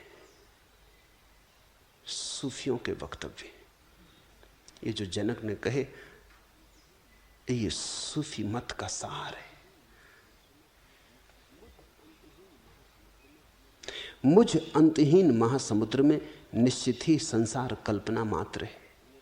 मैं अत्यंत शांत हूं, निराकार हूं और इसी के आश्रय हूं। मई अनंत महाबोधो विश्वम नाम कल्पना। ये विश्व तो नाम मात्र को है, कल्पना मात्र है, ये वस्तुतः है नहीं, भासता। ये तो हमारी धारणा है, ये तो हमारी नींद में चल रहा सपना है। हम जागे हुए नहीं हैं इसलिए जगत है, हम जाग गए तो फिर जगत नहीं। तुम थोड़ा सोचो, जगत कैसा होगा अगर तुम्हारे भीतर कोई वासना न बचे, तुम्हारे भीतर कुछ पाने की आकांक्षा न बचे, कुछ होने का पागलपन न बचे, तो क्या तुम इसी जगत में रहोगे? फिर तुम अचानक पाओगे कि तुम्हारा जगत तो पूरा रूपांतरित हो गया। क्योंकि जो आदमी जो खोजता है उसी के आधार पर जगत बन जाता है। ऐसा हो सकता है कि तुम जिस रास्ते से रोज गुजरते हो, रास्ते के किनारे ही बम्बा लगा है पोस्ट ऑफिस का, लेटर बॉक्स लगा है, लाल रंग के हनुमान जी खड़े, मगर तुम्हारी नजर से आज कभी ना पड़े। लेकिन जिस दिन तुम्हें पत्र डालना है उस दिन अचानक तुम्हारी नजर पड़ जाएगी। उसी रास्ते से तुम रोज गुजरते थे, लेकिन पत्र डालना नहीं था, तो पोस्ट ऑफिस के लेटर बॉक्स को कौन देखता है? तुम्हारी आंखें उस पर न टिकती रही होंगी, वो आंख से ओझल होता रहा होगा। था वहीं, लेकिन तुम्हें तब तक नहीं दिखा था जब तक तुम्हारे भीतर कोई आकांक्षा न थी जो संबंध बना दे। आज तुम्हें चिट्ठी डालनी थी, अचानक उपवास करके देखो, फिर जाओ MG रोड पर,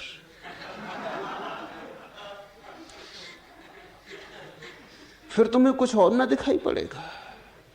फिर रेस्तरां, होटल, कॉफी हाउस, बस इसी तरह की चीजें दिखाई पड़ेंगी।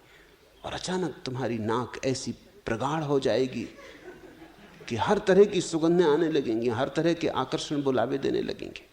तुम्हारे उपवास से तुम किसी और ही रास्ते से गुजरते हो जिससे तुम कभी नहीं गुजरे थे। कहने मात्र को MG रोड है। जब तुम भरे पेट से गुजरते हो तब बात और, जब तुम कपड़े खरीदने गुजरते हो तब बात और। जो पुरुष अपनी पत्नी से तृप्त है वो भी गुजरता है तो बात और, जो अपनी पत्नी से तृप्त नहीं वो भी उसी रास्ते से गुजरता है, लेकिन तब रास्ता और। क्योंकि दोनों को देखने का ढंग और, दोनों की आकांक्षा और। तुम जो चाहते हो उससे तुम्हारा जगत निर्मित होता है। हम सब एक ही जगत में नहीं रहते, हम सब अपने अपने जगत में रहते। यहां जितने मनुष्य हैं, जितने मन हैं, उतने जगत हैं। उसी जगत की बात हो रही, तुम ख्याल रखना। नहीं तो अक्सर भ्रांति होती है, पूर्व के इन मनीषियों के वचन से बड़ी भ्रांति होती। लोग सोचते हैं जगत कल्पना, तो अगर हम शांत हो गए तो ये मकान समाप्त हो जाएगा, ये वृक्ष खो जाएंगे। तो तुम समझे नहीं, जगत का अर्थ होता है तुम्हारे मन से जो कल्पित है उतना खो जाएगा, जो है वो तो रहेगा। सच तो यह है कि जो है वो पहली दफे दिखाई पड़ेगा, तुम्हारे मन के कारण वो तो दिखाई ही नहीं पड़ता था। तुम तो कुछ का कुछ देख लेते थे। तुम जो देखने के लिए आतुर थे वही तुम्हें दिखाई पड़ जाता था। तुम्हारी आतुरता बड़ी सृजनात्मक है, उसी सृजनात्मकता से सपना पैदा होता, कल्पना पैदा होती। मई अनंत महाबोधो विश्वम नाम कल्पना। तुम्हारा विश्व तुम्हारी कल्पना है। तुम्हारे पड़ोसी का विश्व जरूरी नहीं कि तुम्हारा ही विश्व हो। दो व्यक्ति एक ही जगह बैठ सकते हैं और दो अलग दुनियाओं में। एक सिनेमा घर में मुल्ला नसरुद्दीन और उसकी पत्नी लगभग आधा समय तक आपस में ही बातें करते रहे। उनके पास बैठे दर्शकों को यह बड़ा बुरा लग रहा था। एक दर्शक ने मुल्ला नसरुद्दीन से के पीछे जो बैठा था कहा, क्या तोते की तरह टाएं टाएं लगा रखी, कभी चुप ही नहीं होते। इस पर मुल्ला बिगड़ गया। उसने कहा, क्या आप हमारे बारे में कह रहे हैं? उस दर्शक ने कहा, जी नहीं, आपको कहां, फिल्म वालों को कह रहा हूं। शुरू से ही बकवास किए जा रहे हैं, आपकी दिलकश बातों का एक शब्द भी नहीं सुनने दिया।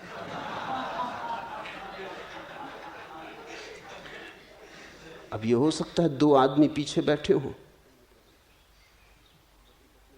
फिल्म गृह में और पति पत्नी आपस में बातें कर रहे हों, तो एक हो सकता है परेशान हो कि फिल्म चल रही है वो सुनाई नहीं पड़ रही इनकी बकवास से, और दूसरा हो सकता है परेशान हो कि बड़ी गजब की बातें हो रही इन दोनों की, ये फिल्म बंद हो जाए तो जरा सुन ले क्या हो रहा है। दोनों पास बैठे हो सकते हैं और दोनों के देखने के ढंग अलग हो सकते हैं। हमारा देखने का ढंग हमारी दृष्टि, हमारी सृष्टि है। दृष्टि से सृष्टि बनती है। जब तुम्हारी कोई दृष्टि नहीं रह जाती, जब तुम्हारे भीतर जैसा है वैसे को ही देखने की सरलता रह जाती, अन्यथा कुछ आरोपण करने की कोई गुंजाइश नहीं रह जाती। तुम्हारे भीतर का प्रोजेक्टर, प्रक्षेपण यंत्र जब बंद हो जाता है तब तुम अचानक पाते हो पर्दा खाली है। वो पर्दा सच है, पर्दे पर चलने वाली जो धूप छांव से बने चित्र हैं वो सब तुम्हारे प्रोजेक्टर, तुम्हारे प्रक्षेपण से निकलते। तो जब भी शास्त्रों में तुम कहीं ये वचन पाओ कि ये संसार कल्पना मात्र है, तो तुम इस भ्रांति में मत पड़ना कि शास्त्र ये कह रहे हैं कि अगर तुम्हारा जागरण होगा, समाधि लगेगी, तो सारा संसार तत्क्षण स्वप्नवत खो जाएगा। इतना ही कह रहे हैं, तुम्हारा संसार तत्क्षण खो जाएगा। ये संसार तुम्हारा नहीं, ये तो तुम आए उसके पहले भी था, तुम चले जाओगे उसके बाद भी रहेगा। ये वृक्ष, ये पक्षी, ये आकाश तुम्हारा नहीं है, इनसे कुछ लेना देना। तुम सो तो है, तुम जागो तो है, तुम ध्यानस्थ हो जाओ तो है, तुम वासनाग्रस्त रहो तो है, ये तो नहीं मिटेगा। लेकिन इस संसार को पर्दा मानकर तुमने एक कल्पनाओं का जाल बुन रखा है। तुम जरा इस जाल को पहचानने की कोशिश करना। तुम किस भांति रोज इस जाल को बुने जाते हो, और ये जाल तुम्हें परिचित नहीं होने देता उससे जो है। मुझ अंतहीन महासमुद्र में निश्चित ही संसार कल्पना मात्र है। मैं अत्यंत शांत हूं, निराकार हूं और इसी के आश्रय हूं। अति शांतो निराकार एत देवाय मां स्थिता। ये समझ के कि ये सारी कल्पनाएं हैं मुझ में ही उठती हैं और लीन हो जाती हैं, सब मेरी ही तरंगें, मैं बिल्कुल शांत हो गया, मैं निराकार हो गया और अब तो यही मेरा एकमात्र आश्रय है। अब छोड़ने को कुछ बचा नहीं, सिर्फ मैं ही बचाऊं। आत्मा विषयों में नहीं है और विषय उस अनंत निरंजन आत्मा में नहीं है। इस प्रकार मैं अनासक्त हूं, इस प्रहा मुक्त हूं और इसी के आश्रय हूं। नात्मा भावेषु नो भावस्त त्राणन्ते निरंजने। न तो विषय मुझ में है और न मैं विषयों में हूं। सब सतह पर उठी तरंगों का खेल है। सागर की गहराई उन तरंगों को छूती ही नहीं। तुम सागर के ऊपर कितनी तरंगें देखते हो? जरा गोताखोरों से पूछो कि भीतर तुम जाते हो वहां तरंगें मिलती कि नहीं। सागर की अतल गहराई में कहां तरंगे, सिर्फ सतह पर तरंगे। उस अतल गहराई में तो सब अनासक्त, शांत, निराकार, स्पृहा मुक्त, और वही मेरा आश्रय, वही मेरा निज स्वरूप है। कैसा छोड़ना, कैसा त्यागना, किसको जानना? इति ज्ञानम, ऐसा जो मुझे बोध हुआ है यही ज्ञान है। अहो मैं चैतन्य मात्र हूं। संसार इंद्रजाल की भांति है, इसलिए हे और उपादेय की कल्पना किसमें हो? किसे छोड़ूं, किसे पकड़ूं? हे और उपादेय, लाभ और हानि, अच्छा और बुरा, शुभ और अशुभ, अब ये सब कल्पनाएं व्यर्थ है। जो हो रहा है स्वभाव से हो रहा है, जो हो रहा है सभी ठीक है। इसमें ना कुछ चुनने को है ना कुछ छोड़ने को है। कृष्णमूर्ति जिसे बार बार चॉइसलेस अवेयरनेस कहते, जनक उसी सत्य की घोषणा कर रहे हैं, चुनाव रहित बोध। अहो चिन्ह मात्र, अहो अहम चिन्ह मात्रम, बस केवल चैतन्य हूं मैं, बस केवल साक्षी हूं। जगत इंद्रजालोपमम, और जगत तो ऐसा है जैसा जादू का खेल, इंद्रजाल। सब ऊपर ऊपर भासता और है नहीं, प्रतीत होता और है नहीं। अतः मम ह्योपादे कल्पना कथम चाकुत्र, तो मैं कैसे कल्पना करूं कि कौन ठीक कौन गलत? अब ये सब कल्पना ही छोड़ दी। इति ज्ञानम, यही ज्ञान है, यही जागरण है, यही बोध है। भोग एक तरह की कल्पना है, त्याग दूसरे तरह की कल्पना है। भोग से बचे तो त्याग में गिरे, तो ऐसे ही जैसे कि कोई चलता खाई और कुएं के बीच, कुएं से बचे तो खाई में गिरे। बीच में है मार्ग, न तो त्यागी बनना है न भोगी बनना है। अगर तुम त्याग और भोग से बच सको, अगर तुम दोनों के पार हो सको, अगर तुम दोनों के साक्षी बन सको, तो संन्यास्त, तो संन्यास का जन्म हुआ। संसारी सन्यासी नहीं है, त्यागी भी सन्यासी नहीं है। दोनों ने चुनाव किया है। भोगी ने चुनाव किया है कि भोगेंगे और भोगेंगे, और भोग चाहिए तो ही सुख होगा।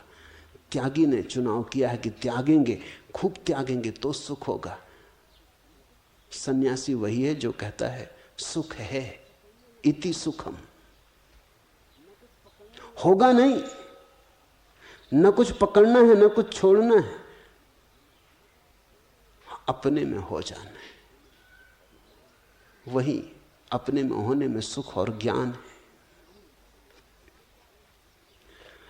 अन्यथा तुम पीड़ाएं बदल ले सकते हो, तुम एक कंधे का बोझ दूसरे कंधे पर रख ले सकते हो,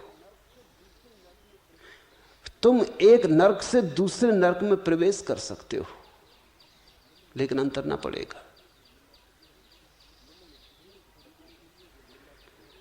मुल्ला नसरुद्दीन की पत्नी मुल्ला से कह रही थी, हमने फरीदा के लिए जो लड़का पसंद किया है वो वैसे तो बहुत ठीक है, दो ही बातों की भूल चूक है। एक तो ये उसकी दूसरी शादी, पहली पत्नी मर गई, विधुर है। मगर ये कोई बड़ी बात नहीं, पत्नी ने कहा, अभी जवान है। मगर जो बात अखरती है वो ये है कि सब ठीक है, खिलता हुआ रंग, ऊंचा कद, तंदुरुस्त, नाक नक्शा भी अच्छा, पर एक ऐब खटकता है। मुल्ला ने पूछा, वह क्या? पत्नी ने कहा, लगता है तुमने ध्यान नहीं दिया, जब वह हंसता है तो उसके लंबे लंबे दांत बाहर आ जाते और वो कुरूप लगने लगता है। मुल्ला ने कहा, जी छोड़ो भी, फरीदा से विवाह तो होने दो, फिर उसे हंसने का मौका ही कहां मिलेगा।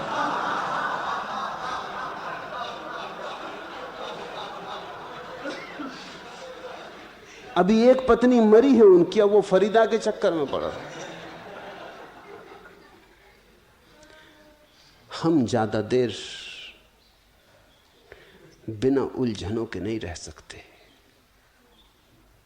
एक उलझन छूट जाती तो लगता है खाली खाली हो गए। जल्दी हम दूसरी उलझन निर्मित करते। आदमी उलझनों में व्यस्त रहता है। मनोवैज्ञानिक कहते हैं गैर शादीशुदा लोग ज्यादा पागल होते बजाय शादीशुदा लोगों की। बड़ी हैरानी की बात है। जब मैंने पहली दफा पढ़ा तो मैं भी सोचने लगा कि मामला क्या है। होना तो उल्टा चाहिए कि शादीशुदा लोग पागल हों, ये समझ में आ सकता है, ज्यादा पागल हों ये भी समझ में आ सकता है। सारे दुनिया से आंकड़े इकट्ठे किए गए, उनसे पता चलता है कि गैर शादीशुदा लोग ज्यादा आत्महत्या करते बजाय शादीशुदा लोगों के। ये तो जरा कुछ भरोसे योग्य नहीं मालूम होता। लेकिन फिर खोजबीन करने से मनोवैज्ञानिकों को पता चला कि कारण यह है कि गैर शादीशुदा आदमी को उलझने नहीं होती। पागल ना हो तो करे क्या, फुर्सत ही फुर्सत। शादीशुदा आदमी को फुर्सत कहां पागल होने की, इतनी व्यस्तता है। एक मनोवैज्ञानिक खोजबीन कर रहा था कि किस तरह के लोग सर्वाधिक सुखी होते, और वो बड़े अजीब निष्कर्ष पे पहुंचा। वही लोग सर्वाधिक सुखी मालूम होते हैं जिनको इतनी भी फुर्सत नहीं कि सोच सकें कि हम सुखी हैं कि दुखी। इतनी फुर्सत मिली कि दुख शुरू हुआ। तुम राजनीतिज्ञों को बड़ा सुखी पाओगे, बड़े प्रफुल्लता से भरे हुए, गजरे इत्यादि पहने हुए भागे चले जा रहे हैं। और कारण कुल इतना ही है कि उनको इतना भी समय नहीं है कि वो बैठ के एक दफा सोच लें, पुनर्विचार करें कि हम सुखी हैं कि दुखी। इतना समय कहां। बंधे कोल्हू के बैलों की तरह भागे चले जाते। दिल्ली चलो, तो फुर्सत कहां है कि इधर उधर देखे। और धक्कम धुक्की इतनी है, कोई टांग खींच रहा, कोई आगे खींच रहा, कोई पीछे खींच रहा, कोई एक हाथ पकड़े कोई दूसरा। कुछ समझ में नहीं आता कि हो क्या रहा है, लेकिन भागे चले जाते। आपाधापी में फुर्सत नहीं मिलती। मनोवैज्ञानिक कहते हैं कि जो लोग व्यस्त रहते हैं सदा, वो कम पागल होते, कम आत्महत्या करते। उन्हें याद ही नहीं रह जाती कि वो हैं भी। उन्हें पता ही भूल जाता है अपना। सारा जीवन, सारी ऊर्जा व्यर्थ कामों में इतनी संलग्न हो जाती।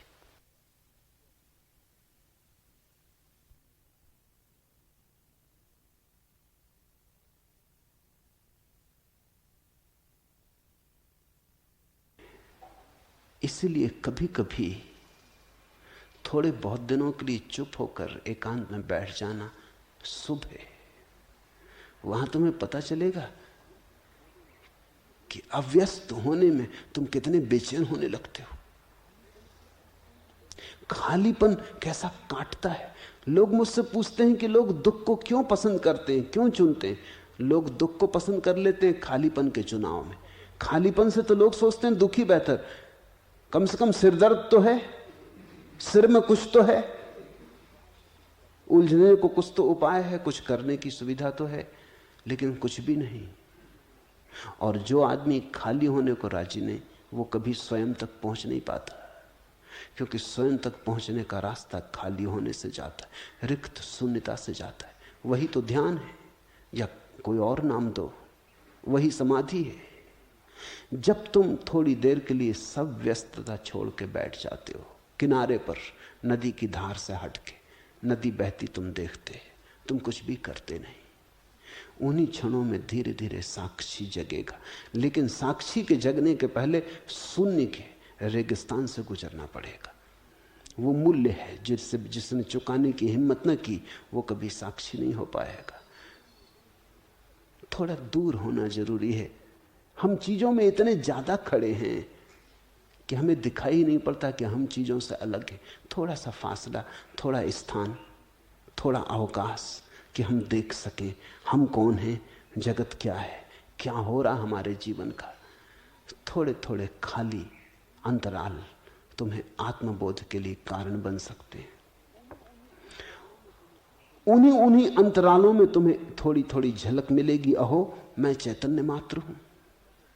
व्यस्तता में तो तुम्हें कभी पता ना चलेगा। व्यस्तता का तो मतलब है वस्तुओं से उलझे, और से उलझे, अन्न से उलझे। जब तुम अव्यस्त होते हो, अनऑक्युपाइड, जब तुम किसी से भी नहीं उलझे, तब तुम्हें अपनी याद आनी शुरू होती, स्वयं का स्मरण होता। अहो मैं चैतन्य मात्र हूं। संसार इंद्रजाल की भांति है, और तब तुम्हें पता चलता है कि तुम्हारी सारी व्यस्तता बचपना खेल है। धन कमा रहे हो, धन के ढेर लगा रहे हो, क्या मिलेगा? बड़े से बड़े पद पर पहुंच जाओगे, क्या पाओगे? सफल आदमियों से असफल आदमी तुम कहीं और खोज सकते हो। जो सफल हुआ वो मुश्किल में पड़ा। सफल होकर पता चलता है अरे ये तो जीवन हाथ से गया, और हाथ तो कुछ भी ना लगा। कहते हैं सिकंदर जब भारत आया तो एक कमरे में चला गया, एक तंबू में चला गया और रोने लगा। उसके सिपह सालार, उसके सेनानी बड़े चिंतित हो गए। उन्होंने कभी सिकंदर को रोते नहीं देखा था।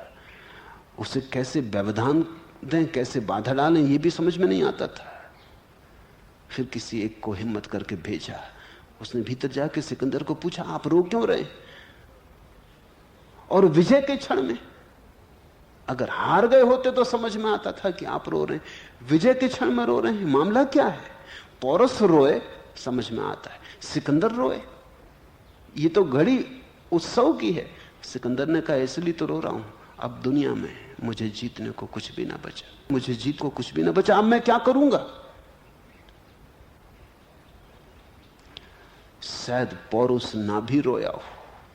कोई कहानी नहीं पौरुष के रोने की, क्योंकि पौरुष को तो अभी बहुत कुछ बचा है। कम से कम सिकंदर को हराना तो बचा है, अभी इसके तो दांत खट्टे करने, मगर सिकंदर के लिए कुछ भी नहीं बचा है। वो थर्रा गया, सारी व्यस्तता एकदम समाप्त हो गई। आ गया शिखर पर, अब कहां?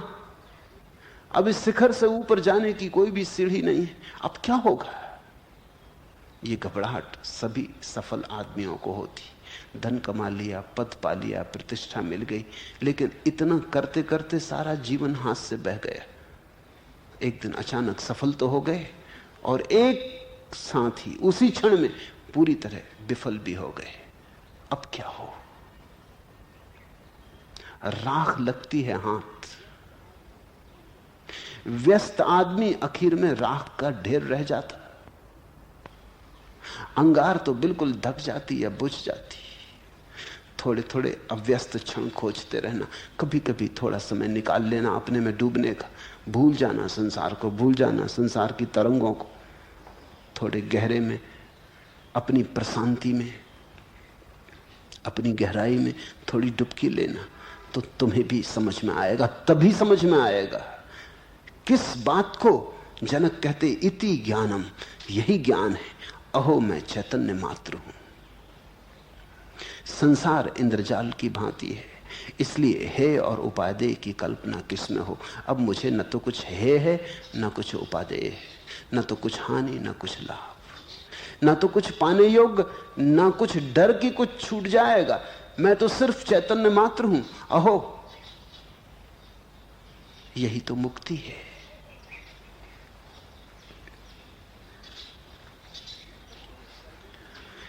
जब तक तुम कर्मों में उलझे हो तब तक तुम में भेद है। जैसे ही तुम साक्षी बने सब भेद मिटे। अपने अपने कर्मों का फल भोग रहा है हर। सूरज तो एक सा ही चमके नाथों और अनाथों पर। अपने अपने कर्मों का फल भोग रहा है हर कोई। तुम अपने कर्मों से बंधे और फल भोग रहे हो। सूरज तो एक सा ही चमके नाथों और अनाथों पर। सूरज तो सब पे एक सा चमक रहा है। परमात्मा तो सब पे एक सा बरस रहा है। लेकिन तुमने अपने अपने कर्मों के पात्र बना रखे। कोई का छोटा पात्र, किसी का बड़ा पात्र, किसी का गंदा पात्र, किसी का सुंदर पात्र। परमात्मा एक सा बरस रहा है। किसी का पाप से भरा पात्र, किसी का पुण्य से भरा पात्र, लेकिन सभी पात्र सीमित होते हैं, पापी का भी पुण्यात्मा का भी।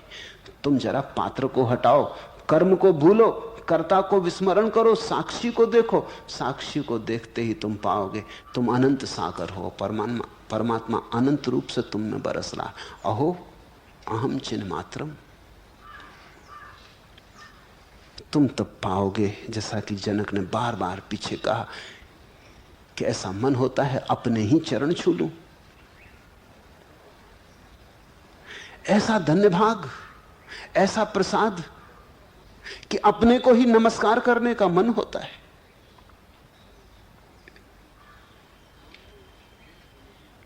दामने दिल पे नहीं बार से इल्हाम अभी। इश्क ना दिल रूपी दामन पर अगर दैवी वर्षा नहीं हो रही है तो इतना ही समझना कि प्रेम अभी कच्चा और भीतर की भावना अपरिपक्व। दामने दिल पे नहीं बार से इल्हाम अभी। अगर प्रभु का प्रसाद नहीं बरस रहा है तो ये मत समझना कि प्रभु का प्रसाद नहीं बरस रहा है। इतना ही समझना इश्क नापुख्ता अभी तुम्हारा प्रेम कच्चा। जज्ब दरू खाम अभी, और अभी तुम्हारी भीतर की चैतन्य की दशा परिपक्व नहीं। अन्यथा परमात्मा तो बरस ही रहा, पात्र पर अपात्र पर, पुण्यात्मा पर पापी पर।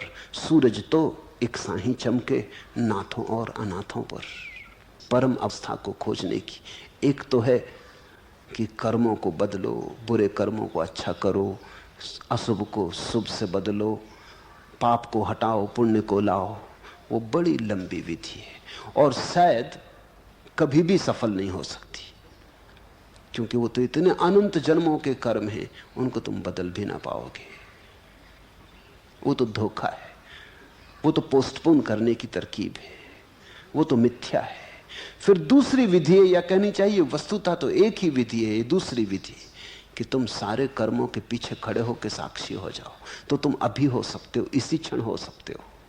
अष्टावक्र की महागीता का मौलिक सार इतना ही है कि तुम यदि चाहो तो अभी किनारे पर निकल जाओ और बैठ जाओ, अभी साक्षी हो जाओ। और जब तक तुमने कर्मों को बदलने की कोशिश की तब तक तो तुम नई नई उलझनें खड़ी करते रहोगे, क्योंकि हर पाप के साथ थोड़ा पुण्य, हर पुण्य के साथ थोड़ा पाप है। तुम ऐसा कोई पुण्य कर ही नहीं सकते जिसमें पाप ना जुड़ा हो। सोचो कौन सा पुण्य करोगे जिसमें पाप ना जुड़ा हो। अगर धन दान दोगे तो धन कमाओगे, तो दान दोगे कहां से? पहले कमाने में पाप कर लोगे तो दान दोगे। ये तो बात बेमानी हो गई। मंदिर बनाओगे तो किन्हीं झोंकों को मिटाओगे तभी मंदिर बना पाओगे। किसी को चूसोगे तभी मंदिर खड़ा हो सकेगा। ये तो बात व्यर्थ हो गई। ये तो पुण्य के साथ पाप चल जाएगा। तुम अच्छा कुछ भी करोगे तो थोड़ा ना बहुत बुरा साथ में होता ही रहेगा। बुरा भी जब तुम करते हो कुछ ना कुछ अच्छा होता है, तभी तो बुरा आदमी करता, नहीं तो वो भी क्यों करेगा। एक चोर है, वो चोरी कर लाता है क्योंकि वो कहता है कि उसके बच्चा बीमार है और दवा चाहिए। बच्चे को दवा तो मिलनी चाहिए, चोरी से मिलती तो चोरी से, लेकिन बच्चे को दवा तो देनी ही पड़ेगी। जीवन मूल्यवान है, तुम्हारे धन संपत्ति के नियम इतने मूल्यवान नहीं है। परम रासायनिक, वो दार्शनिक भी था, विचारक भी था, अपूर्व दार्शनिक था। शायद भारत में वैसा कोई दूसरा दार्शनिक नहीं हुआ। शंकराचार्य भी नंबर 2 मालूम पड़ते हैं नागार्जुन से। और ऐसा लगता है शंकर ने जो भी कहा उसमें नागार्जुन की छाप है। नागार्जुन ने बड़ी अनूठी बातें कही हैं। और वो रसायनविद था, उसे 2 सहयोगियों की जरूरत थी जो रसायन की प्रक्रिया में उसका साथ दे सके। तो उसने बड़ी खोज की, 2 रसायनविद आए, वो उनकी परीक्षा लेना चाहता था। तो उसने उन्हें कुछ रासायनिक द्रव्य दिए दोनों को और कहा कि कल तुम इनका मिश्रण बना के ला। अगर तुम सफल हो गए मिश्रण बनाने में तो जो भी सफल हो जाएगा वो चुन लिया जाएगा। वो दोनों चले गए। दूसरे दिन एक तो मिश्रण बना के आ गया और दूसरा रासायनिक द्रव्य वैसे के वैसे लेके आ गया।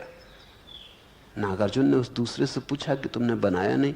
उसने कहा कि मैं गया, रास्ते पे एक भिखारी मर रहा था, मैं उसकी सेवा में लग गया, 24 घंटे उसको बचाने में लग गए, मुझे समय ही नहीं मिला। और ये जो प्रक्रिया है इसमें कम से कम 24 घंटे चाहिए, इसलिए मुझे क्षमा करें। मैं जानता हूं कि मैं अस्वीकृत हो गया, लेकिन कुछ और उपाय न था, भिखारी मर रहा था, मुझे 24 घंटे उसकी सेवा करनी पड़ी। वो बच गया, मैं खुश हूं। मुझे जो आपकी सेवा का मौका मिलता था वो नहीं मिलेगा, लेकिन मैं प्रसन्न हूं, मेरी कोई शिकायत नहीं। और नागार्जुन ने इसी आदमी को चुन लिया। और नागार्जुन के और दूसरे सहयोगी थे, वो कहने लगे कि आप क्या कर रहे हैं, जो आदमी रसायन बना के ले आया उसको नहीं चुन रहे। नागार्जुन ने कहा जीवन का मूल्य रसायन से ज्यादा है। ये रसायन तो ठीक है, मगर जीवन का मूल्य, इस आदमी के पास पकड़ है, ये जानता है कौन सी चीज ज्यादा मूल्यवान है। बस यही तो रहस्य, सार और असार में इसे भेद है।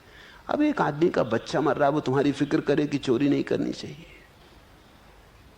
वो चिंता करे इस बात की व्यक्तिगत संपत्ति को समादर दे, वो फिक्र नहीं करता। वो कहता चोरी हो जाए चाहे मैं जेल चला जाऊं, बच्चे को बचाना। तो पाप में भी कहीं तो थोड़ा पुण्य है।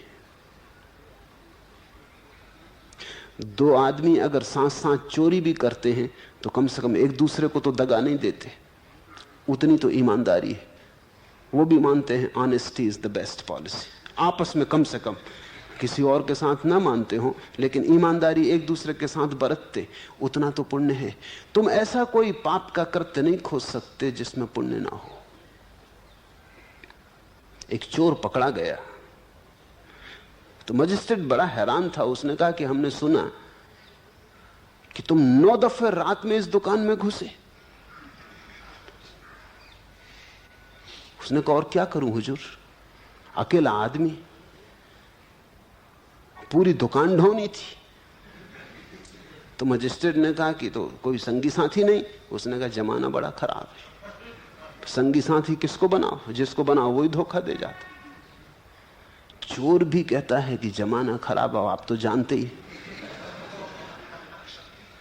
संगी साथी किसको बनाओ। चोरी भी करनी हो तो भी जमाना अच्छा होना चाहिए।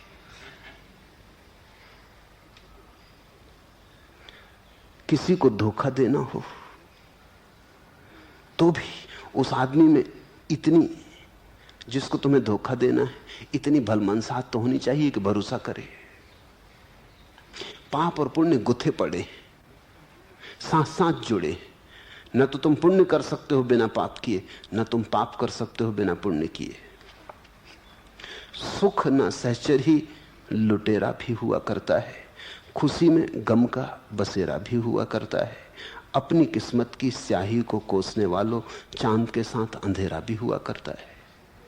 वो सब जुड़े। इसलिए अगर तुम एक से बचना चाहोगे तो तुम ज्यादा से ज्यादा दूसरे को छिपा सकते हो, लेकिन दूसरे से भाग नहीं सकते। पाप पुण्य एक ही 2 पहलू, सिक्का जाएगा तो पूरा जाएगा, आधा नहीं बचाया जा सकता, एक पहलू नहीं बचाया जा सकता। इसलिए अष्टावक्र और जनक के संवाद के बीच जो क्रांतिकारी सूत्र घटित हो रहा है वो साक्षी का है। तुम्हें न तो पाप छोड़ना न पुण्य छोड़ना, न तुम्हें पाप पकड़ना न पुण्य पकड़ना, तुम्हें पकड़ना छोड़ना छोड़ना, न पकड़ो न छोड़ो। तुम दोनों को दूर हट के खड़े हो जाओ, देखने वाले बनो, दृष्टा बनो, साक्षी बनो।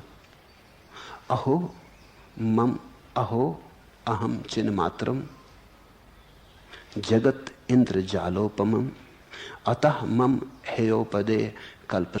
इसलिए जनक ने कहा, मुझे तो कल्पना भी नहीं उठती कि कौन ठीक कौन गलत। अब तो सब ठीक या सब गलत। मैं जाल के बाहर खड़ा, चिन्ह मात्र, चिन्हमय रूप, केवल चैतन्य, केवल साक्षी। आप किससे कह रहे हैं त्याग की बात? वो कहने लगे। आप किससे कह रहे हैं